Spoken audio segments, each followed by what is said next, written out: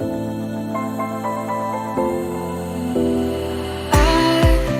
was wrong to say I wouldn't change a thing, 'cause in the story of our lives, the best of times through color glass, time rolls on enough to let me move on past, but every little now and then it creeps on back to shade my smile.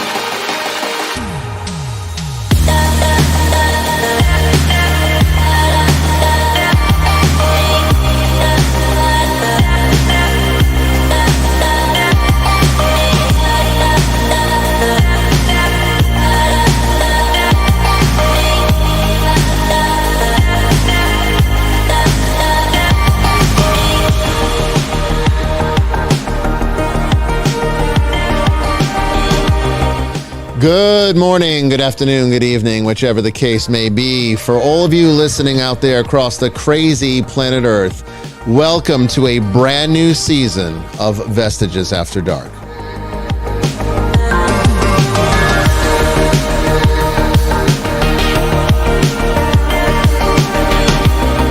And I am your host, Bishop Brian Willett, coming to you live from the deep woods of Western Georgia on this February 13th, 2024.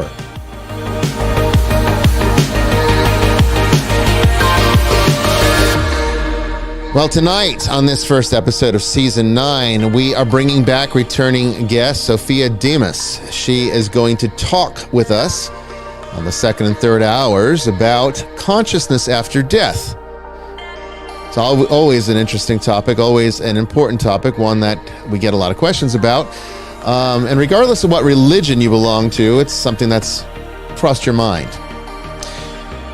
But first, we're going to start off the season with our usual entertainment with Father Chris and Brandon Milam. Jamie Wolf, don't go away.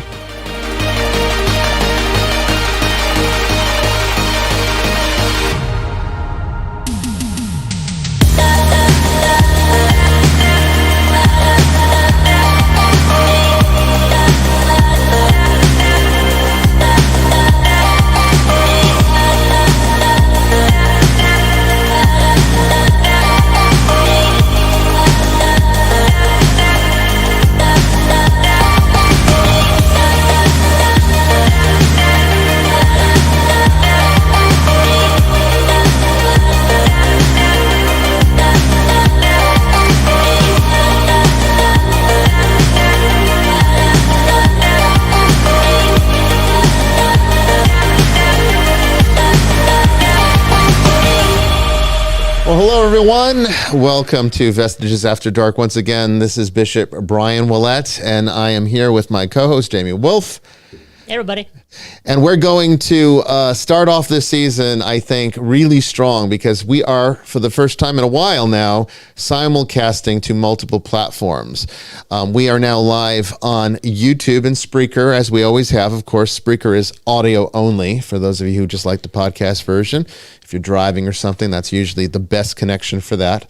But YouTube's where most of the action takes place. But now we are simulcasting live at the same time to Facebook. We're doing it also on Twitter through Jamie Wolf's account, Fight the Dark on Twitter. And we're on Twitch.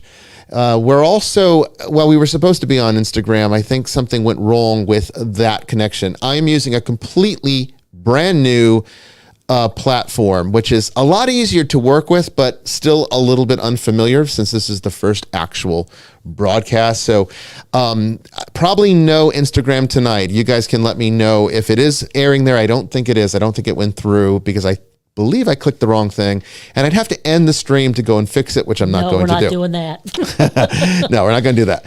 So just come and watch us on one of the other platforms. There's plenty to choose from.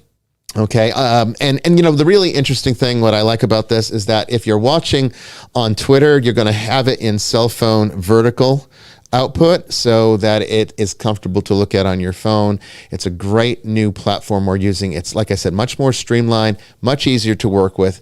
And I think I told everybody last season that we fixed the internet issue. It was never an internet issue at all. It was a computer issue. There was a weird setting with my network card that was causing all of the disturbances where we would get kicked off and we would have like drops and packets and whatnot. You should have a nice, clean, smooth image right now, and it should be that way for the rest of the season. The other thing that's really nice about this new platform is that I can see now, and Jamie can as well, all of the chats from every platform that we're streaming on. So it all comes in on one screen. So if you've got questions on Facebook, we might be able to see them. Jamie might catch them and she'll write them down. It's all right there in front of her. I have to keep like updating it over here a little bit, but it is something that is nice and easy to work with. So when I have a chance to look at the chats, I can do that and I can see, you know, where you're watching from. And I can also see the output from all of the platforms. It's really fantastic. Really helps to make my job a lot easier, which is, as you can imagine, a bit complicated when you're trying to engineer and host, as I've said so many times before. It really causes a lot of issues for me. But, I have to harness and manifest my pilot skills, and get back into the cockpit, because that's what it feels like sometimes. I feel like I'm flying a plane, although I think this is actually a lot harder. Because I have to think what I'm saying when I'm in a plane. I can just sort of just drift off and look at the clouds. Anyway, we're going to have a fantastic show tonight. I'm really very excited. This is going to be the largest season of Vestiges After Dark we've ever done. Yeah. There are 17 episodes scheduled, though one's going to get moved around. So it's actually going to be retracted back to 16, but the episode that's going to get moved around is going to be moved to the summer specials. So you're not going to lose the show. It's just going to get pushed off differently in the schedule. But most of what you see up there on YouTube right now, which is where the majority of, the whole streaming schedule can be found there. You can also join the Nickeland Network and find it there. Most of it's correct. It's just one date. It's we're going to go see the eclipse is what it is. And I didn't think we were going to do that, and then last minute it was decided that we're going to go see the eclipse, which takes place during the where we would have to be here to get ready for Vestiges After Dark. So we're going to move that schedule around. No big deal. I also want to give a big shout out to our moderators who keep the chat safe. We've got Paula Moosh and Danielle out there. Danielle is Mystic. Moosh is Val from the network. She's up there. And we've also got Paula. And sometimes we have other ones. Oh, Tracy's there too, of course. Hey, Trace. And Father Chris, and of course, Brandon Milam are also moderators on the platform, and they are here with us this evening. How you doing, guys? I'm pretty good. I'm a bit strung out. I moved house yesterday. Oh, so no. So you feel like I did last year when you came to see me. Exactly. I mean, you were so kind. Need a good scotch. Let me come and see you. If you can find your scotch.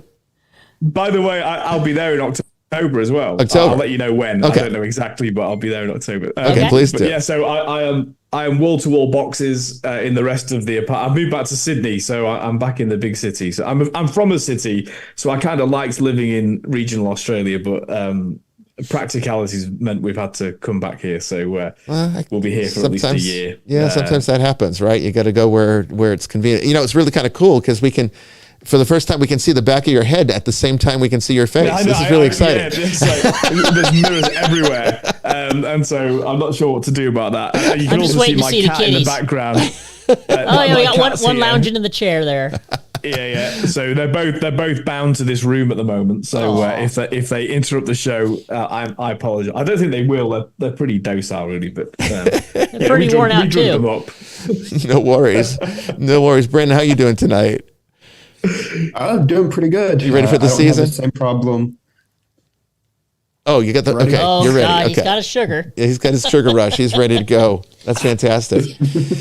Well, okay. So I just want to make sure everybody knows that once again we are simulcasting, and simulcasting costs money. Streaming costs money, and if you like this show, please do not hesitate to support it by clicking on the links. The moderators will put those links out there on all the various platforms that they can.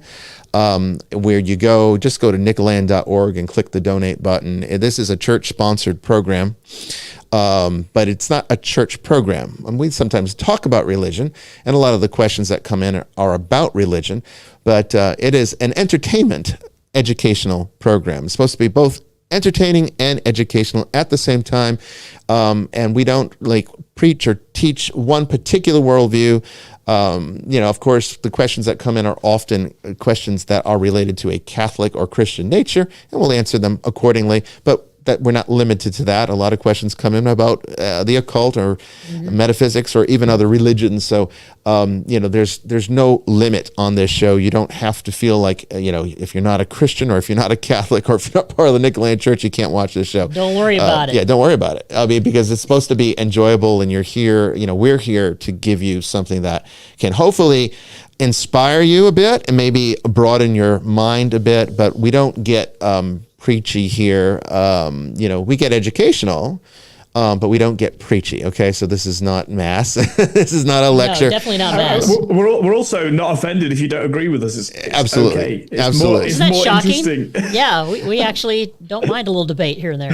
A lot of our guests, are not in the Christian worldview. So, that should give you some idea as to what kind of show you are about to watch here. Now, I really feel bad that Instagram, the stream kind of failed there. I really wanted to shoot off this season on every platform, but it's okay. Get it next week. Yeah, we'll get it next week. And, Facebook is where most, I think, of the activity takes place. It's on Facebook, really. So, most of my Instagram followers are also on Facebook too. So hopefully they'll see it, and you should be a subscriber. That's another way you can help the channel. If you're not wanting to donate money to keep the show going, at the very least, please like and subscribe on YouTube, because that really can change the dynamic on the exposure of this show. And as the show becomes more, familiar to the algorithm, where it gets pushed to more viewers, then we can, access that and hopefully bring in ad revenue at some point. So that's another way that you can help us without having to spend a dime. Anyway, make sure that you check out those links, and please don't forget to, it's right up there right now. Moosh put it on YouTube. It's esotericcatholic.org/help us help others. Okay, but just go to YouTube, just go to Esoteric Catholic. It's a lot easier, and click on the donation button. You'll see it there on the right hand column, I believe. Okay. Anyway, let's get started with our liturgical libation. What's it? I think this is from last season, right? We did this last season, and with 16 weeks, I'm going to have to go to the liquor store. So we started off with a repeat, but it's a good one. It's the Basil Hayden 10-year. It is a straight bourbon whiskey from Kentucky. Yes. And it's actually quite good. It's extremely good. The notes are your basic oak, your vanilla, and your caramel, and then it's got a nice rye spice finish, which I really like. I like that too. And we went through half the bottle pretty quickly. We haven't touched this in we have not months. touched it. Actually, we haven't touched it since we last had it on the air, which I can't remember which episode. We didn't drink this much on the air, but we must have sometime after. Well, it might have been during D&D or something. Just half that for me. Not a Jamie pour for the bishop. Not tonight. Yeah, not tonight. But anyway, this is going to be very good. Yes. We always have our celebratory dram. That's the ticket right there, guys. I don't drink a whole lot of bourbon, but that's one that I love that spice on the back end. I do too. I do too. That's very, very good. Basil Hayden 10-year bourbon. Hard to get, hard to find. Yeah, I lucked up on it. Yeah, it's 10 years, and I think I mentioned this last time. 10 years for a bourbon is a lot. Unlike a Scotch, 10-year-old Scotch is actually kind of young and hot and almost undrinkable, in my opinion. In rare occasion, there's a few young Islas where they're really smoky. I can get into those with some water. But 10 years on a bourbon is old, because you're talking fresh, new oak versus used barrels. Right. With Scotch, where they're repurposing them, like charring them and getting some of that flavor into the Scotch aging process, where bourbon has to be done in virgin oak. It can't be reused barrels, so they're always fresh barrels, and that means that it ages a lot quicker, and the flavor of the wood is stronger. Well done, Jim Beam Distillery, I believe. Is it Jim Beam? Yeah, I've been there. I've been to Jim Beam. Yep, James Beam. I think you might have won me over to bourbon. You drinking it? I never really drank it. I mean, obviously, growing up in the north of England, Scotch was very available, right. And yes. so and it's great, right? So, but I was friends. He's an American. He's from I think he's from Kentucky. Mm-hmm. Well, there you go. And he had I must ask him. I can't remember what it was, but it was a Kentucky bourbon anyway that he brought with him to Australia, and actually it was really good. Like, I really enjoyed it. So I think they might have won me over. Well, I mean, that's saying something, because Another I don't convert. I don't know a whole lot of British people who actually like it over, or not over Scotch. I don't think anyone can like it over Scotch. That's a stretch. But I think that I'm talking about like people from the UK. I was going to say, because... But I would say that I know a lot of Brits that have stuck their nose up at bourbon, because let's face it, it's a very different flavor profile. Well, I think it's also that it was associated with mixers, so JD and Coke, sort of Right. thing, Yes, you know, right. Yes. and I don't like Coke, you know, really, and so and I certainly don't like alcohol in soda. So so I really needed to be introduced to one that I could actually just drink neat. So You need a good one. Although you gave me one when I was there, that's why I credit you to it, because you gave me one when I was there, and I was like, that's not what I was expecting. Not what you were expecting. I got, I've got a it's up to $4,000 a bottle. A bourbon. It's a 23-year-old. Maybe we'll open that Is when that you the come up here, Elijah? Father. Elijah. The Craig? Elijah, Yeah. it is Elijah Craig. Yes, Yeah. it is. Yeah, It is. Yeah. It's up to $4,000 a bottle. I didn't pay that. I get called from my store when they get a collector's edition bottle, and they sell it to me at the primary market prices, which are never terribly bad. You know, I think I spent $175 on this bottle, which is not bad. But the secondary market, it was already at $700 when I bought it. And now the secondary market's got it up to $4,000, and you can only get them on the secondary market now, you know, because what happens is all these people buy them up and then they resell them at inflated prices. This is what happened with Pappy Van Winkle. Yeah. Good luck finding anything. You know, and Pappy. that's honestly, it's not worth the price. You know, if you ever see Pappy Van Winkle, it used to be my go-to bourbon. That was what I drank all the time. Never had it. And well, you'll never see it anymore. I mean, now you got to spend thousands for it. It's not worth thousands. It's still only worth $100 a bottle at most. I think I used to pay $80 a bottle, and I thought that was even too much back then for it. It's not that it's a bad bourbon. It's just I would when I start reaching 80, they've just generated a false market. they Yeah. did. Yeah. It is. It's a false market. So when I get to like 80 or 90 or $100 a bottle for bourbon, that's when I'm like, no, I'm going to go get Scotch now. Because now I'm getting into that category where I'd rather have a 16-year-old You might as well get Scotch. Scotch if you're getting up into 80 to 100. Exactly. Or more. Yeah. Exactly. You know, bourbon, you can get good bourbon for $60. You don't need to spend yeah. $100. But you do kind of need to spend about $130 to get a good Scotch. I mean, to get like one that's really exceptional, I think you need to be in that $150 range or more. There are good Scotches for under $100, but you can tell the pretty difference. young. That's the problem is Yeah. that if you want to, you pay for age. If you want 16, and for me, 16's 15, 16 years old. That's the magic. That's the magic. It's when it changes. Yeah, 16 to 18 for me. Yeah, Yeah, I don't think much. I don't think much happens after 16. not too I mean, much. I look at it, you know, I've had some, you know, very aged, you know, like 60-year-old aged, and you know, I mean, they're all different. It's like it's so difficult to draw a distinction. But I think you're right. About 16 is about right. That's where it's good. I don't mean, think there's that much difference between 16 and 20, for example. I don't think so either. I've had Glenfarclas 40, and I will say that was like drinking honey. I mean, it was just fantastic.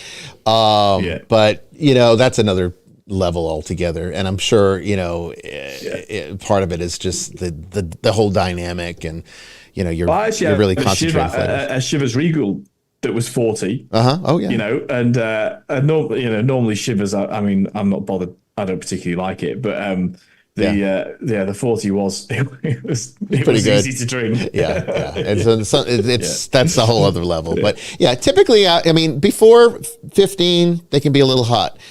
Some are very drinkable, some are not, in my opinion. But once you get to 15, 16, most Scotch becomes very, very pleasant. Strong, you know, but I mean, you can always temper it with a few drops of water, and that's what it's meant to do. I mean, you're supposed to do that if you find that it's supposed to be enjoyable, right? Scotch is supposed to be an enjoyable experience. You don't want it to be painful going down. So if you're supposed to at least put some drops in just to release the aromas. And get some of the sweetness out. Yeah, it changes. It's like a chemistry. It's like a chemical reaction. As soon as it hits the water, it changes the chemistry of the liquid. However, there are some that I will absolutely not put any water in because I just like that. I like the way they taste. You know, fresh, you know. But typically if it's like really like barrel strength, I'll always put some water in. Okay, let's go ahead and get started with questions from the ether. I know Brandon's chopping at the bit over there. I can see him with that Dr. Pepper, and he's like getting ready to, you know, like he's going to start splashing the screen if we don't get over to him right now. So what's going on in the ether tonight, Brandon? All right. So the first question is about Ouija boards. So before they were mass produced as the wonderful talking board, the original premise behind them was to communicate with your subconscious. If that is truly the case, why is it dangerous when people don't close their sessions? Well, what's more dangerous in this universe than your subconscious? Not much. What's potentially more evil than your subconscious? Not much. The Jewish people recognize that the fallen nature of man, they look at original sin very differently. In fact, they don't even use that terminology typically, but they look at the fall of man as a bit differently than we do in Christianity or, in Catholicism in particular, which has a very detailed theology on it. But I like the Jewish way of looking at it, which is to recognize that the proclivity to do the wrong thing, that fallen nature is Yetzirah, correct. And that Yetzirah resides within the psyche of mankind. So if you're using a device like a Ouija board or divination or anything, which is designed to activate those areas of the brain that are subconscious, that we're not even aware, which is why it feels like you're talking to something external, because it's happening at a level that you're not fully aware of. There is really nothing that you could talk to that's more evil, or at least more capable of evil, than that. Because all of your inclinations to do the wrong thing come from that subconscious realm before it ever reaches the point where the conscious mind decides to go along with it or not. And that's really no filter. No filter. That's what that's what our conscience is.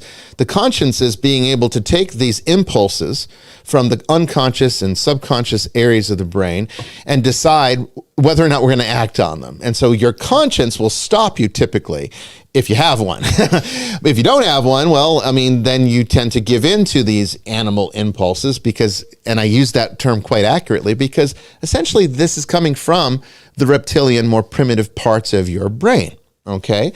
And that's where the fallen nature resides. This is why the devil archetypally looks like an animal with the horns and the tail. It's because it's a reflection of the animal nature, a more beastly aspect of ourselves. And you could even if you really want to get very metaphysical and esoteric, you could say that there's a relationship between that and evolution. And that, isn't it interesting that we're evolving out of a lower primate? I think that's not accidental. I don't think that's accidental at all. I think that what we're actually evolving into is the perfected man. We're getting there, and that will lead eventually to full realization and the resurrection at the end of time. But we're actually seeing it biologically happen. Of course, science isn't recognizing it that way, but we do. And so anyway, back to the question. When you're talking about activating the subconscious to talk with it, yeah, that's the source of everything evil. Okay, so you have more reason to close a Ouija board session if you particularly know scare that yourself by yourself. Yes, honestly, that's where it comes from. That's where and people always say, well, it's just your subconscious mind. Don't ever make that assumption, because your subconscious mind is exceptionally powerful and can produce external projections that will manifest metaphysically as creatures or demons, or this is the whole foundation to the third type of demon that I've talked about many times before, called the created, or what you hear about in the occult as a thought form, or a tulpa. Or an egregore. This is what this is. This manifests out of the energy of the subconscious mind. So yeah, that's the most dangerous energy you could ever interact with, which is why I was going to say, anyone that ever says, "Oh, that's just your subconscious," is like, man, you don't know. You really don't know. You have no idea. Because there's a Jungian aspect to this, right? Mm-hmm. Carl Jung's, because of course, his suggestion, which I think is good, is to say, you can either sort of deny the shadow side of yourself. You can sort of pretend it doesn't exist, but then as you just said, that then reaches out to you and can control you without you knowing it, or you can sort of wallow in your in the shadow side and sort of corrupt your conscience to be evil. But he would suggest that rather than trying to suppress or put down those what we would consider socially unacceptable tendencies, is actually to own them, and within yourself, to own them and to harness that energy, but then use that with your conscious mind, which is shaped through your culture and your principles and all the rest of it, to do good. Yes. So because there's tremendous energy from those negative things, which if you can harness the energy of that, but then integrate it into your conscious mind to do the things that ought to be done, you're Superman, right? Mm-hmm. Yeah. I mean, that's the goal, right? I mean, that's the goal, is to have some kind of control. I think we are all given free will. It's our ethics that restrict us. And see, this is what people don't understand about religion, and why religion is necessary, and why religion is important, and not just being loosey-goosey and saying, well, I'm spiritual but not religious. That sounds like a nice, clever thing to say, but it's actually quite ignorant. It's demonic. It's a very demonic. It's a very ignorant thing to say, and one might say, yes, demonic as well. And the reason for that is that ritual is what connects us to our subconscious mind in a healthy way. That's why ritual is necessary. That's why ritual is important. And so when you remove ritual from religion, or you remove religion altogether, then you're no longer able to have a healthy relationship with your subconscious mind. You have to wing it, okay? And how do you know whether or not you're winging it correctly or otherwise? You can do things that you didn't even realize you're doing when your subconscious mind is active. I mean, this is the root of a lot of very strange mental illnesses that people can develop. And so religion helps us to connect to it in a healthy way. The occult, well, it could go either way. Yeah, you could, if you're very skilled in the occult, you could use the occult methods to connect to your subconscious in a proactive, dynamic way. But there's also a tremendous amount of risk there, because the safeguards that religion has are not present in occult practice and ritual. So you have to make sure. Mimic people's voices. Okay, that is what would be referred to typically as a doppelganger, and doppelgangers are more than just simply a spirit that looks like another person, or a person that's alive, or looks like you. Or you, or me. Been there, done I've that. encountered doppelgangers in the physical, but they can also, and I think more commonly, manifest as voices. Okay, so it's not uncommon to hear voices that are your own in a haunting situation, or voices of somebody that might be present but coming from another room, or even hearing someone that in your house that's not there, but they're alive. It's a type of doppelganger effect, and a doppelganger, I think people tend to think of it as a creature. It's not really a creature. It's a phenomenon is what it is. It's a type of paranormal phenomenon, or metaphysical is probably a more accurate term, a metaphysical phenomenon. And so typically anything in potentially could do this, okay? But more often than not, it's going to be a type of created again, all right? This is going to be one of these ways we talked about in the last question, that the subconscious mind can be externalized in a plentitude of various strange ways. This is one of those strange ways where this can happen. It can project out into the ether what it's actually thinking. So you can actually use this phenomenon to talk or chat with your subconscious. And EVP, a lot of times, is this as well. Okay, so a lot of that static noise that you have in your mind is actually an external manifestation of those internal processes, and you're able to record them with the EVP phenomenon, which is why it sounds a bit mechanical and whispery. But I can't tell you how many times I was in an apparently haunted location and did an EVP session, and the voices I'm getting back are my own. That happens quite regularly. We've talked about one of the big ones on Ghost Adventures on this show before. It's happened, on Ghost Adventures, and it can happen anytime with anybody. But you might say, well, what about all the voices that are not yours? Well, your subconscious doesn't really have a singular voice. It has the one that its ego identifies with, and that's the one that you kind of memorize as the one that you hear all the time when you actually speak. But think about all the voices you hear in your dreams of all the people you dream about. They're not your voice. They don't, they will present in your dreams as the voices of the people that they are. And they'll be very different. I've even had a conversation with my cat in my dreams, and Heathcliff sounded like he does in real life. So your subconscious can manifest all sorts of different voices. And most of the time when you're doing EVP, that's what you're chatting with. So when you're asking questions, it's kind of you're asking questions of your subconscious. Now, does this mean that all that information is useless? Absolutely not. In fact, it's very useful because your subconscious is connected to aspects of reality that are somewhat timeless. And you can derive useful information by asking questions and getting answers back. And those answers can be useful for different purposes. Not always. You have to know how to filter out the mess. Especially, if you're visiting, somebody who's called you because they're having some issues, in their home. Yeah. Doing those sessions with them helps everyone to understand what might be going on. It does. It's like it's sort of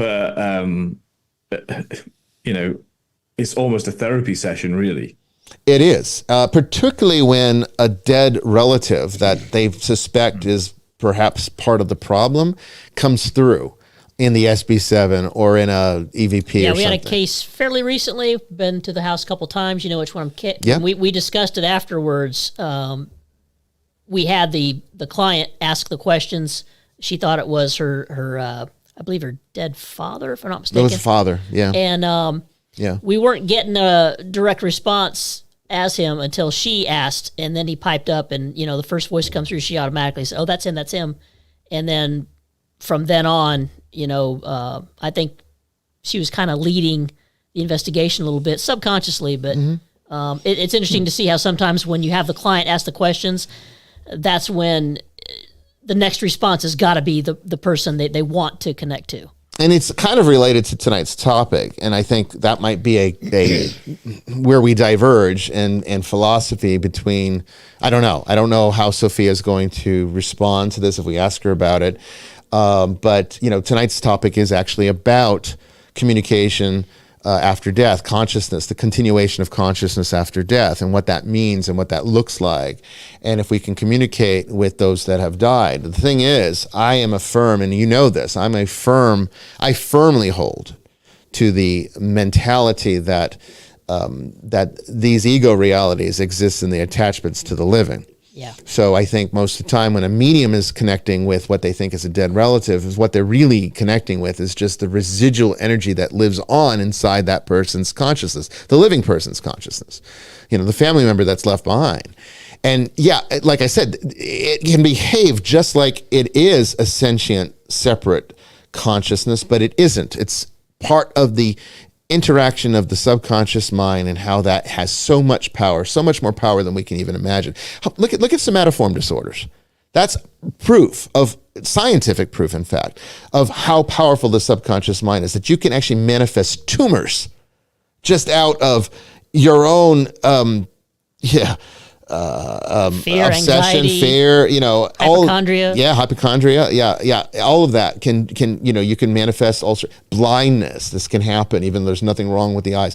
That's the subconscious mind getting involved in the processes of that person's psyche. The same thing happens when we're dealing with the dead. Where do the egos of the dead go when a person dies? They live on in the memories of the people who are left behind.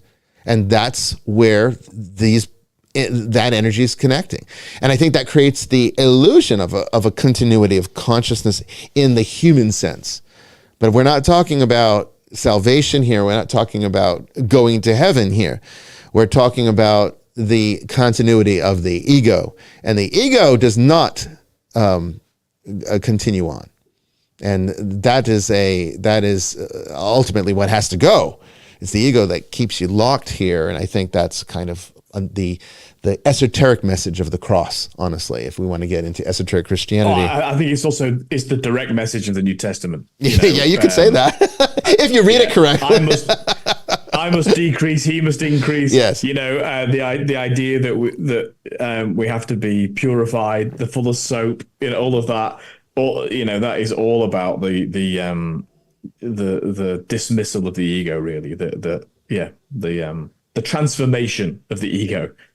Yeah, absolutely. Okay. What's our next one? So this next one I chose particularly because of the subject of tonight's show. Okay. This is from someone on the network. He said that he had a member who recently took her life at 18. She had recently accepted God into her life. I really want to think that God would forgive her for taking her life, as she is in heaven instead of downstairs. What is your opinion on this? Do you think she is suffering for eternity? Okay, so it's a complex question, and I'm going to give a very theological answer, because I think this is one of those times where theology answers it the best. Okay, because it's actually a very hopeful answer. And theology sort of solves its own problem with it. So what is the problem of suicide? Well, the problem with suicide is this. Any kind of murder, this is murder, even if it's of yourself, it's murder. Murder is a mortal sin, okay, in Catholic theology. So a mortal sin is what separates us from God until we seek reconciliation, which requires the sacrament of confession, or if you've never received baptism, then baptism would wash away those sins as well. But if you have received baptism, and most Catholic Christians at least would, then then confession is how you get rid of this. Well, if you kill yourself, you commit a mortal sin, but now you've eliminated the opportunity to receive the sacrament of reconciliation. So by default, if you're using just theological logic at this point, then if you die, if the church teaches, which it does, that if you die in mortal sin, you go to hell, then by logical default, committing suicide means you go to hell. However, there is this wonderful thing called culpability. And I don't think anybody commits suicide in their right mind. I mean, think of how difficult it is to go against your survival instinct and end your life. Think of how hard it is. I know a lot of people say, oh, it's so cowardly. It's not cowardly at all. It takes a shitload of courage to kill yourself. A shitload of courage. But you also would need to have something, I think, severely wrong with you in order to be able to carry it out successfully. And there's going to be a reduction in culpability on that, because mortal sin also, it's not just about committing grave sins. Mortal sin is also about doing so with full volition.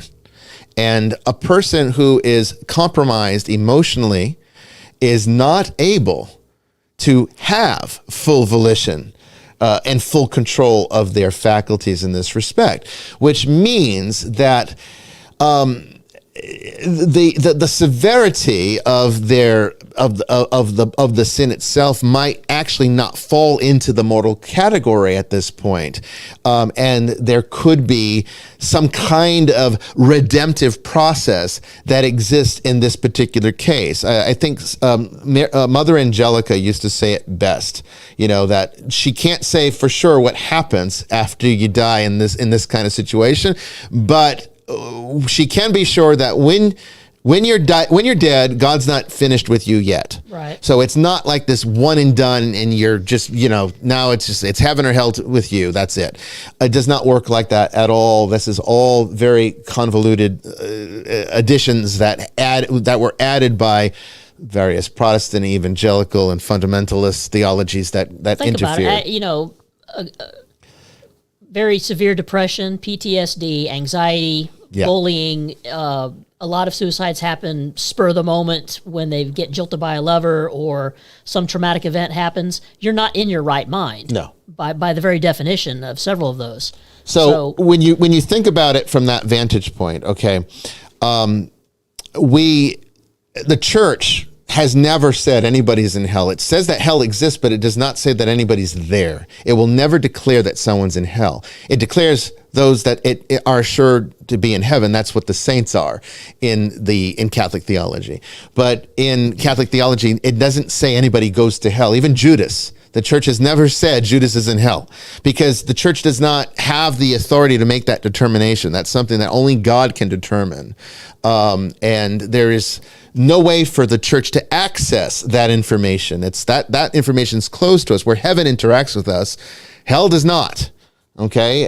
Even you might say, well, what about demons? Well, demons aren't in hell. Hell is not a place. In fact, it's a condition. And if a demon were in hell, they would be rendered neutral. They wouldn't be able to do anything. So the whole idea of somebody going to hell because they committed suicide is something that I think you have to understand the entire theological perspective from a Catholic worldview in order to truly answer that question, which is unanswerable ultimately. So you pray for them. Okay, the only action you as a Christian can do at this point is to pray, and then trust that there is a process there for those that die in less than ideal circumstances because of some kind of mental or emotional illness. But to say that someone's going to hell because they committed suicide is not correct. I agree with everything you've just said. I think, when you say full volition, we're talking about not only full consent to what you do, to commit any mortal sin, suicide is one, but full consent and full knowledge. Yeah. And so, now, to achieve those two things is actually quite difficult. Right? Very. To commit mortal sin is actually harder than most people think it is. And so there's one barrier to get over. And I think you're right. Mental health issues and acting on impulse, all of those things would point away from full consent, right? Absolutely. There's a type of consent, but not full consent. But then the other thing I'd want to say, and there's so much anecdotal evidence of this, stories of this, people who survived suicide, people who, as you know, as a policeman for 10 years, I have cut people down that have survived or that have taken overdoses. One even tried to stab himself in the chest. Well, no, he did stab himself in the chest. He just didn't manage to kill himself. Yeah. And all these people I interviewed, because you have to get a statement and what have you. Right. And so in my own anecdotal life, but also others that I've read, all of them at the last minute regret it. Mm-hmm. Yeah. And repent. I think so I would say that now the church would there's another way that you can be absolved of your sin, right? And that's true contrition. Mm-hmm. True contrition is hard to achieve because just like full consent's hard, you got to be really, really, truly, entirely sorry. Yeah. And we human beings struggle with being entirely sorry. But I think suicide's almost the exception to that rule. That I think, in that moment when you think I'm about to die, there's a very, very strong chance that true contrition is at work. And so I would, so even without knowing what God does beyond death, we do know that Jesus went to hell and harrowed hell. So there's something. But even without, and we'll never fully understand that, even when we go to be with him, we do believe that true contrition before death, in fact, does free you from the consequences of mortal sin. And so that's why we always have hope, and why the church, as you said, never declares anybody to be damned. Because we just don't know the extent of God's mercy. No. We know it's limitless. His mercy is limitless. We do know that much, and we don't know to what extent that affects everything. And I think, that this is one of those times where we just have to trust in the process, because suicide is a tragedy. I'd want to give them hope. I would want to give the family hope. I'd want to say, it's tragic and awful, because simultaneously, I'd also, and I think this is why God has revealed it through the church in this way. It's so very serious, because we want to discourage anybody from even thinking about it, right? Because it's so bad. We want to say the consequences of this are really terrible. And I will say, I can add to that, Father, by saying that in my own work, in the paranormal, from the paranormal side of things, if I were to just take the religious aspects or the religious answer that I would give as a bishop away, I will say that in my experience with suicide cases, they don't seem to bode very well for many people. So but I mean, again, we're dealing with ego realities, which are different than souls, and the relationship between what part of that is us and what part of that is just is divine. Well, we just got to really avoid the idea, and especially, an 18-year-old, by the way. Sorry to all the 18-year-olds listening. Their but brains are still mushy. And so, I knew everything when I was 18, and every year since I've known less and less, and so there's a real lack of wisdom. And I think that's why the church should never, for example, say, oh, well, if you commit suicide, God loves you anyway, you'll go to heaven. I think... No, that's not healthy either. First of all, we can't say that with any definitive statement anyway. Right. We can hope for God's grace, and we know that God is all loving. Well, that's judgment, isn't it, Father? Isn't that judgment too? People always will use, they say, thou shall not judge. They usually use it only in the negative, but it's the positive side too. When you say grandma's in heaven and she's got wings and an angel, that's a type of judgment that you're not qualified as a human being to make. I agree with that too. Absolutely. And that's very, very difficult to deal with at funerals, I'm telling you. Oh, she's an angel in heaven, she's with God, she's with the angels. Yeah. Well, not quite yet. Yeah. So actually, the prayers are the same, aren't they? Regardless, Yes. we pray for the forgiveness of someone's sins, and they can know God, fully and embrace His love fully. That's it. But at the same time, I think it's right that people are left with a serious question mark in their mind that suicide can lead to eternal damnation, because it can. And so, and I think that is a necessary. I mean, even Immanuel Kant and Kierkegaard had this point of view, right? Not Catholics, either of them, but they had a very strong sense that the one thing you cannot do is kill yourself. Well, why do they have that strong? Well, that's because that's what we've got to say. Everyone has to say, regardless of their philosophy or religion or cultural background. We have to say, no, suicide is always utterly unacceptable.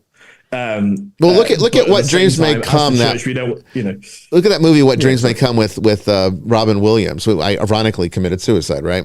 But look at the whole movie is about suicide. It's a very spiritual, metaphysical movie. It's not religious at all. It's actually more very New Age in its portrayal of the afterlife, and even that one.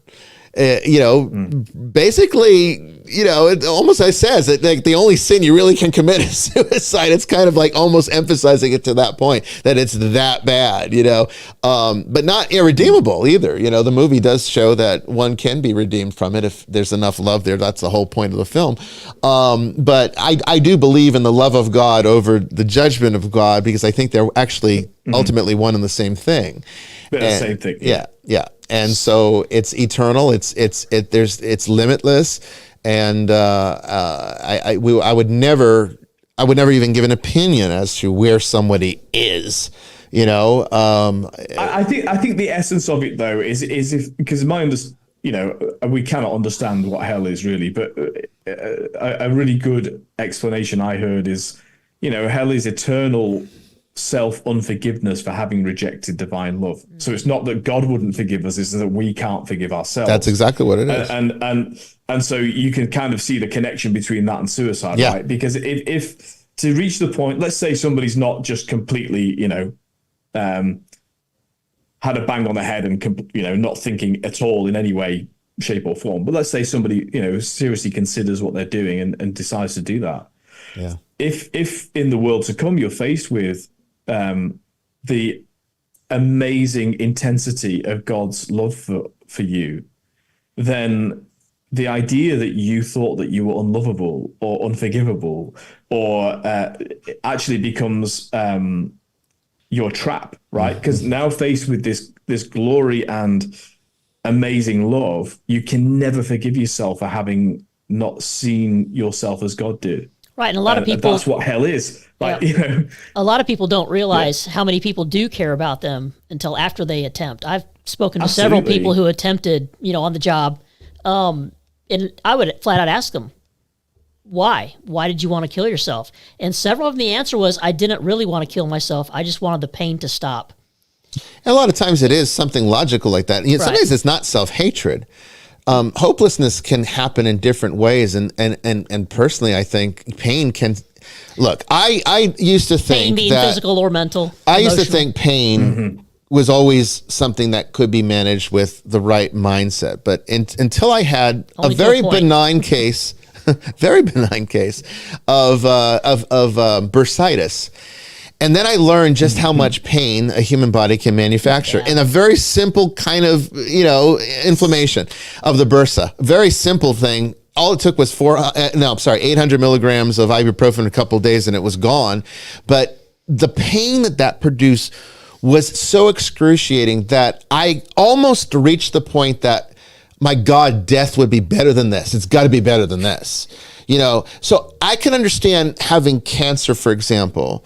And this is where it gets into the shaky ground of things like right to die and euthanasia, and how I think sometimes we treat our animals better than grandma because grandma has to tough it out. But, when your dog's sick, you're cruel if you keep them, suffering.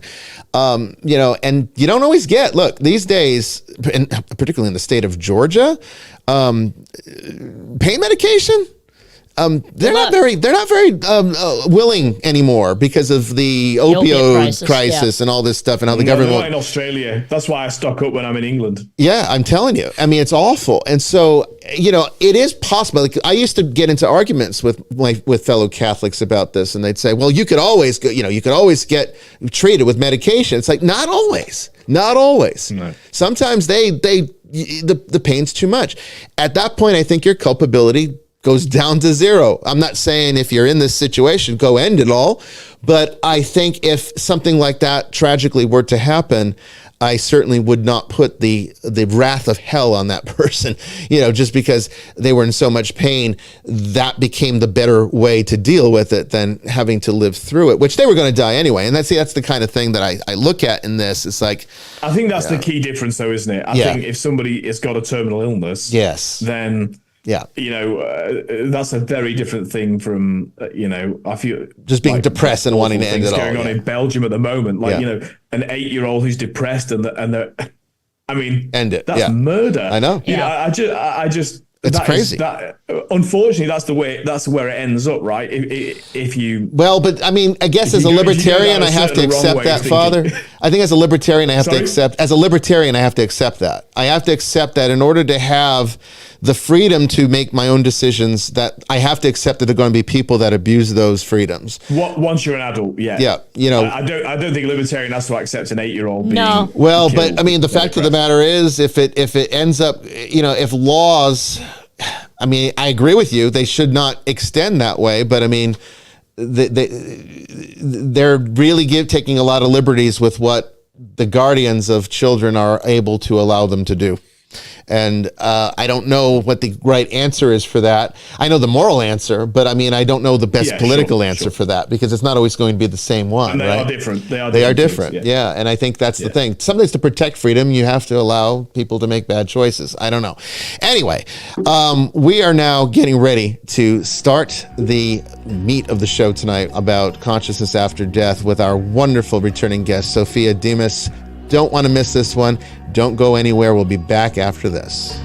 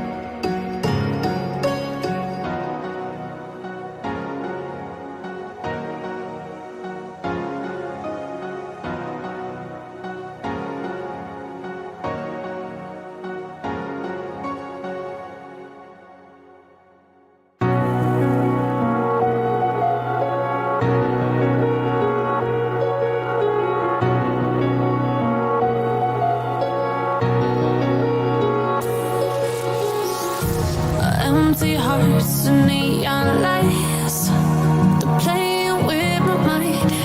Gotta get out of here tonight. Oh, I wanna run off and fly. And I'll tell myself it's fine to be alone,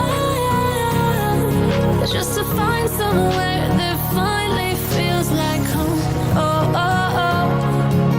I hate all this overthinking. Oh, oh, oh, oh.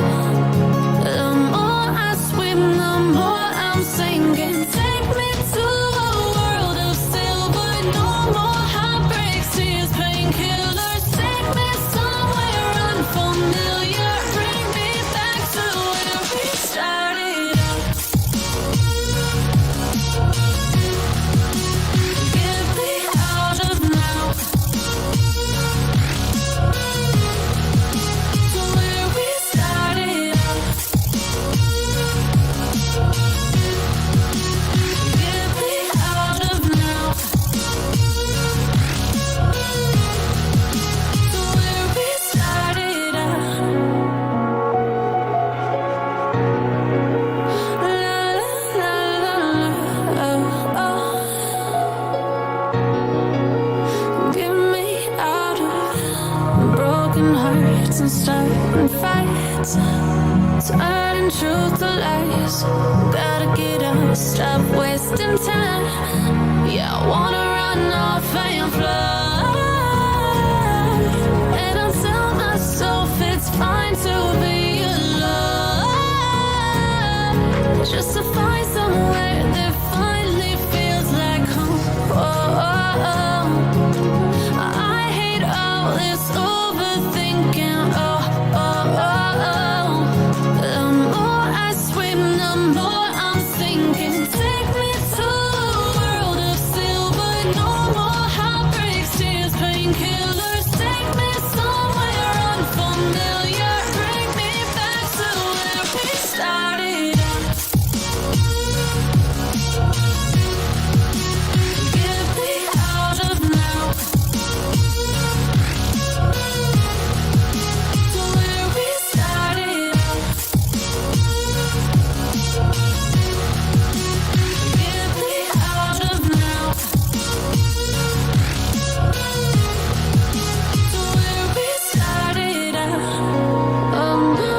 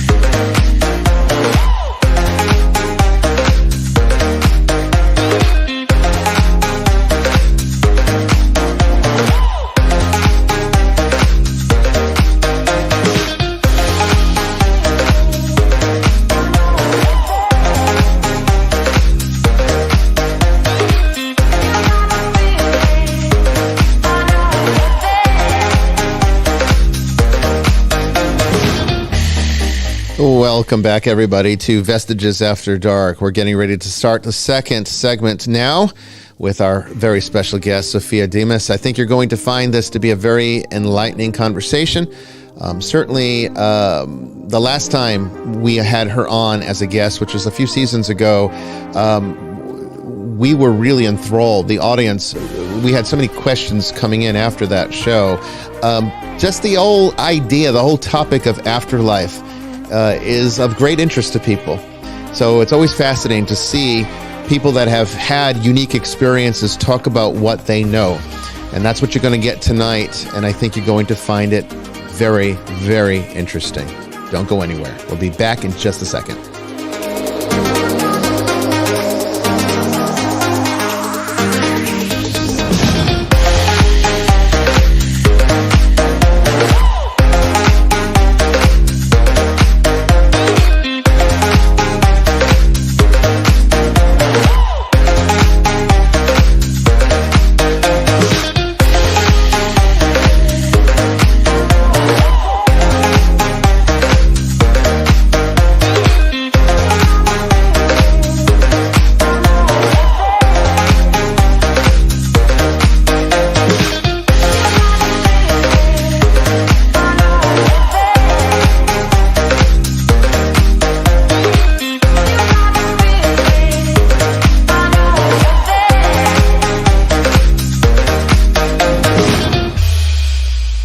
Okay, so yeah, I'll tell you right now, we're going to have just an interesting conversation here. It's really going to be something that I think you're going to really need to process, because it's just one of those topics, I think, that really gets us wondering. The continuity of consciousness, that is really, I think, a thought that's on everybody's mind, particularly those of you who are interested in the paranormal and watch the paranormal shows on TV. That, is what it really comes down to in the end, right?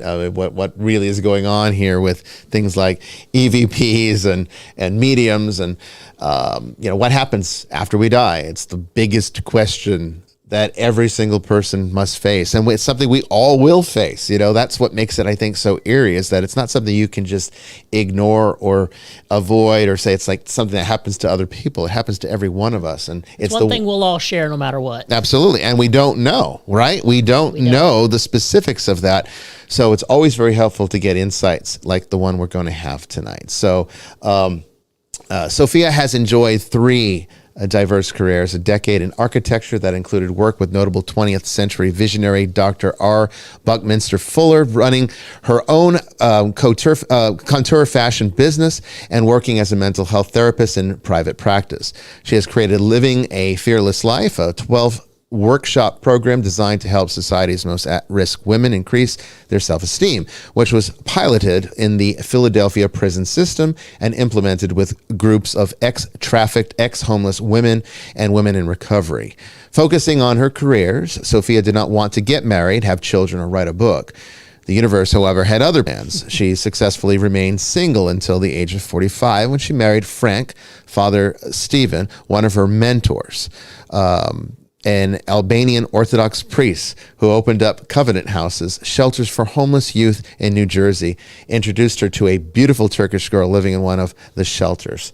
Sophia and Frank adopted her, making Mother's Day her favorite holiday. And now she has written 2 books in the divine language of consciousness. Sophia has chronicles the miracles she has experienced since the age of 19, after discovering the key and turning a coincidence into a potential miracle. She was propelled to share with the world how miracles are accessible to anyone. By paying attention to divine nudging and taking action, not only did she receive against her free will what was best for her, but had her marriage saved from the brink of divorce, was saved from almost certain death, and many other extraordinary events that have led her to her true purpose. Her experiences related to death and after-death communications are included in her second book, Consciousness Beyond Death, recently released. Sophia lives a happy life with Frank in Philadelphia, Pennsylvania, in the United States. So let's welcome back to the show, Sophia Demas. How you doing tonight, Sophia? Thank you so much for inviting me again. I really was looking forward to this.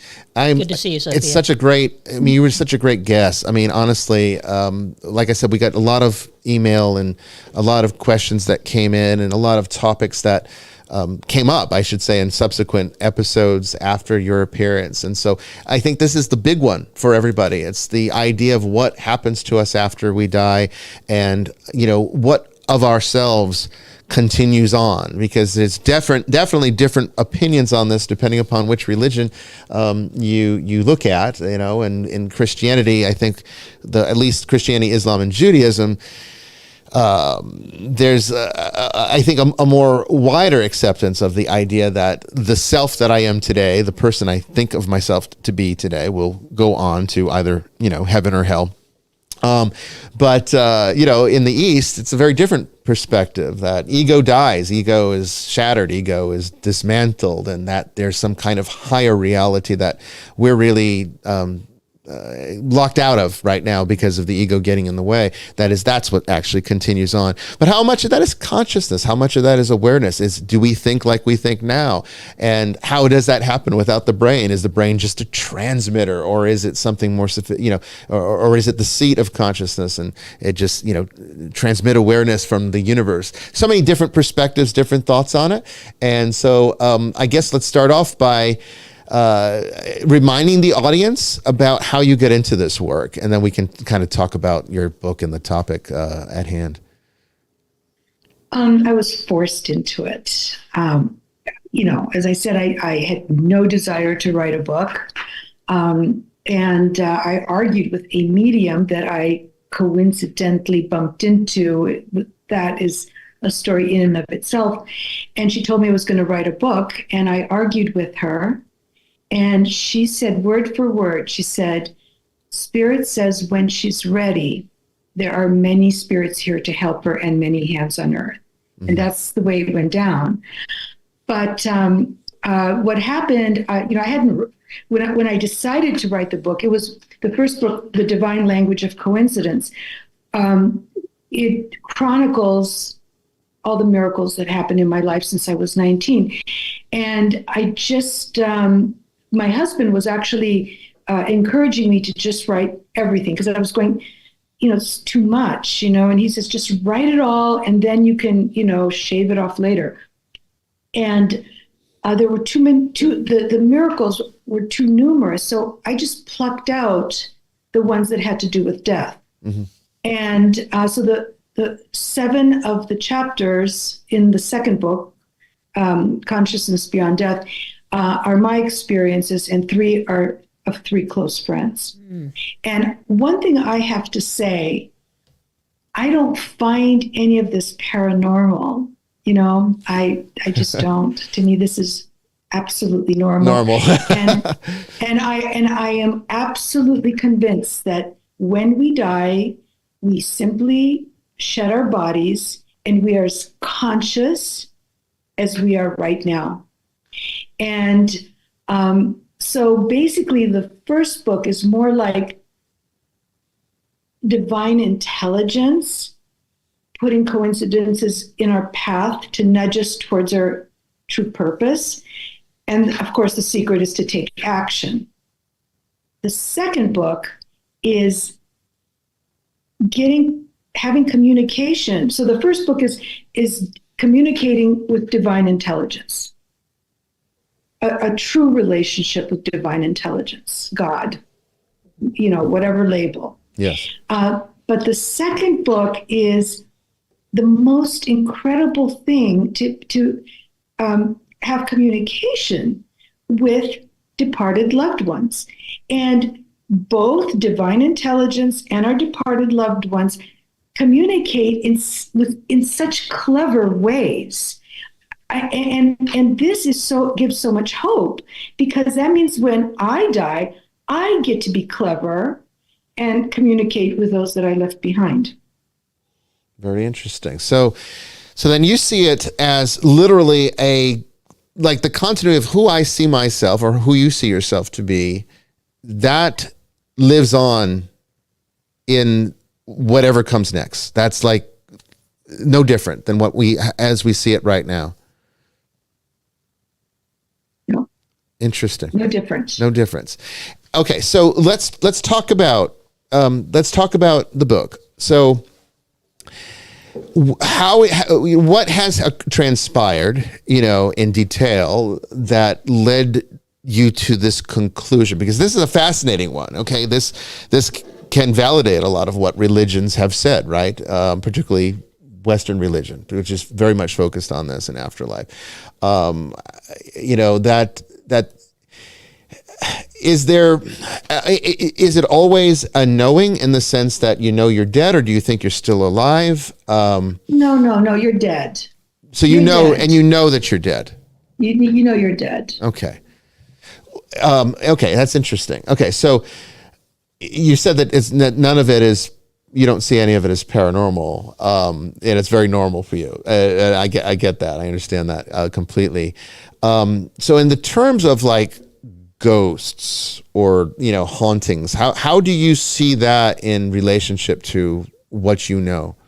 That's not my experience. I know that I've heard that there's discrepancies between a spirit and a ghost. A ghost doesn't want to leave. I don't know. Thank God, I have no experience with ghosts, Yeah. And also, because I have to tell you that what's so fascinating to me is that, here we are talking about, paranormal.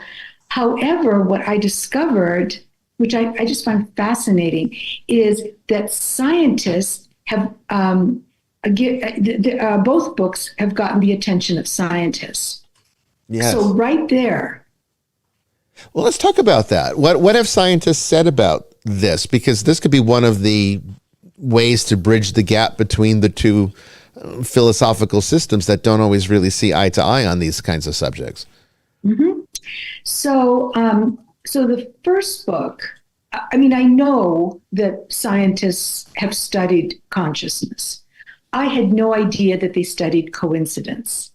So somehow I connected with the executive director of the Scientific and Medical Network in the UK. And the network is this group of scientists, a network of scientists that study this paranormal, if you would like to call it that. And so there's this trend, or this trending of interest in coincidence. Mm-hmm. So I was invited. They do a book brief.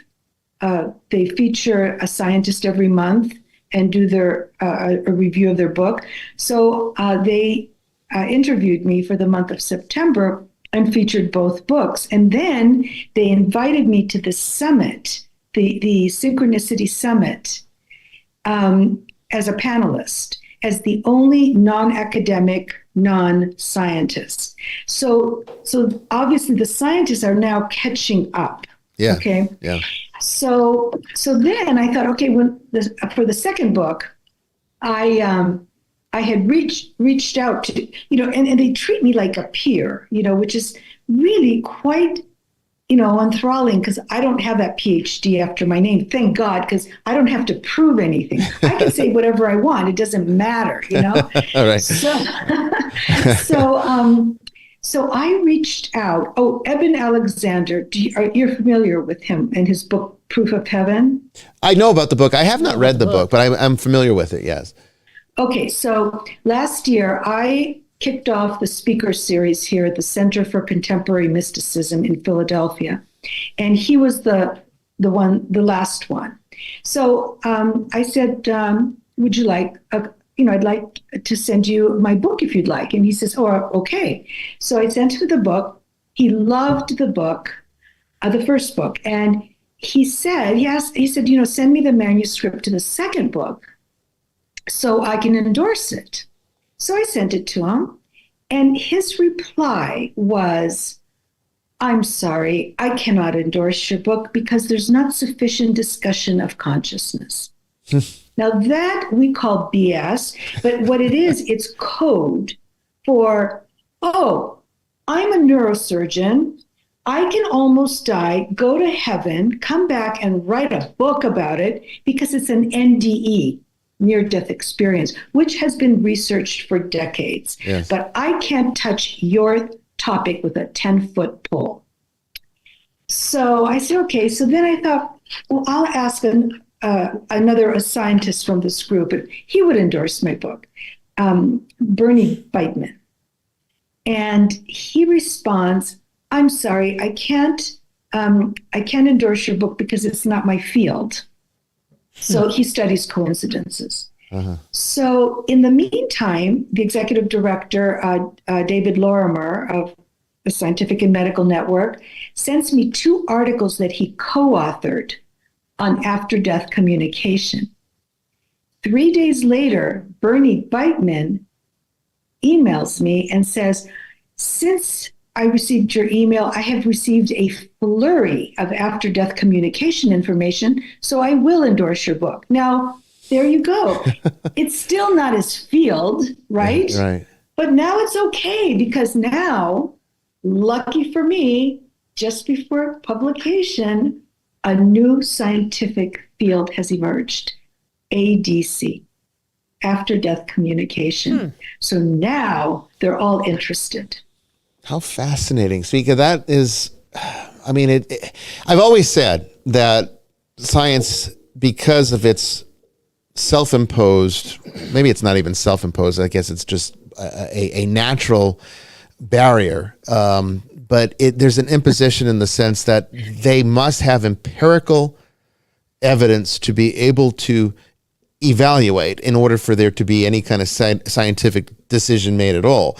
So when you're dealing with the intangibles, like consciousness, which is, we know it exists because we all have it, we all have an experience with it, but we really don't understand it at all, because it's so ethereal, and we don't really even understand the relationship between it and the brain, or how much of the brain participates in it, where I think real hardcore materialists would say it's all the brain, it's all brain activity, and that's it.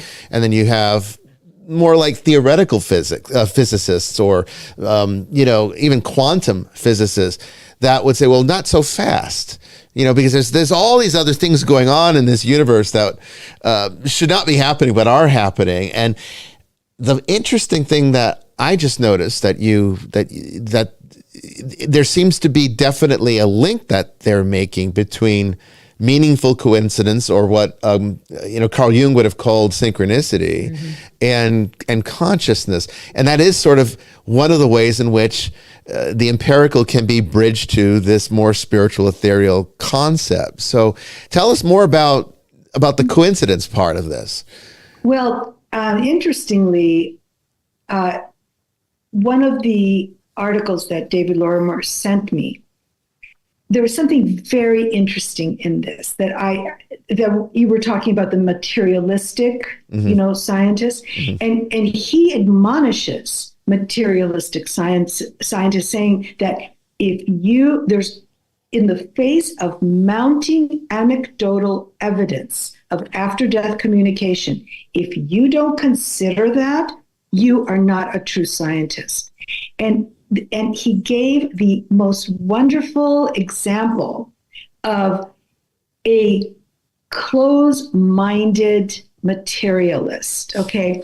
And so Galileo had this friend in Padua who was a philosopher. And so Galileo was telling him about the planets encircling the Earth. So the guy wouldn't have it. He just wouldn't have it. Galileo begs him to look through his telescope, and the guy refuses. Why? Why? Because if he looked in that telescope and actually saw the planets, his whole world view would be shattered. Right. Shattered. So now what? Now he has to start from what? Step one, Yeah. So it's that kind of thing, because to me, it's, this idea that your brain generates. So basically those people believe that your brain generates consciousness. So then you die and you're poof. but that's not the way it is. You The know, opposite. it's consciousness is everywhere. There's no way that you can have these experiences, these communications without consciousness. It's common. And also, you know, you pointed out, you mentioned quantum physics. It was really interesting because when I started to write my first book, I got this just real strong urge to study quantum mechanics, and my faith is unshakable. But I just wanted an explanation how these things can happen here on Earth, and it did help me, you know. So it's these departed loved ones truly watch over us. Okay, can I tell you a real quickie? Please. Okay, so I told my eye surgeon about my book.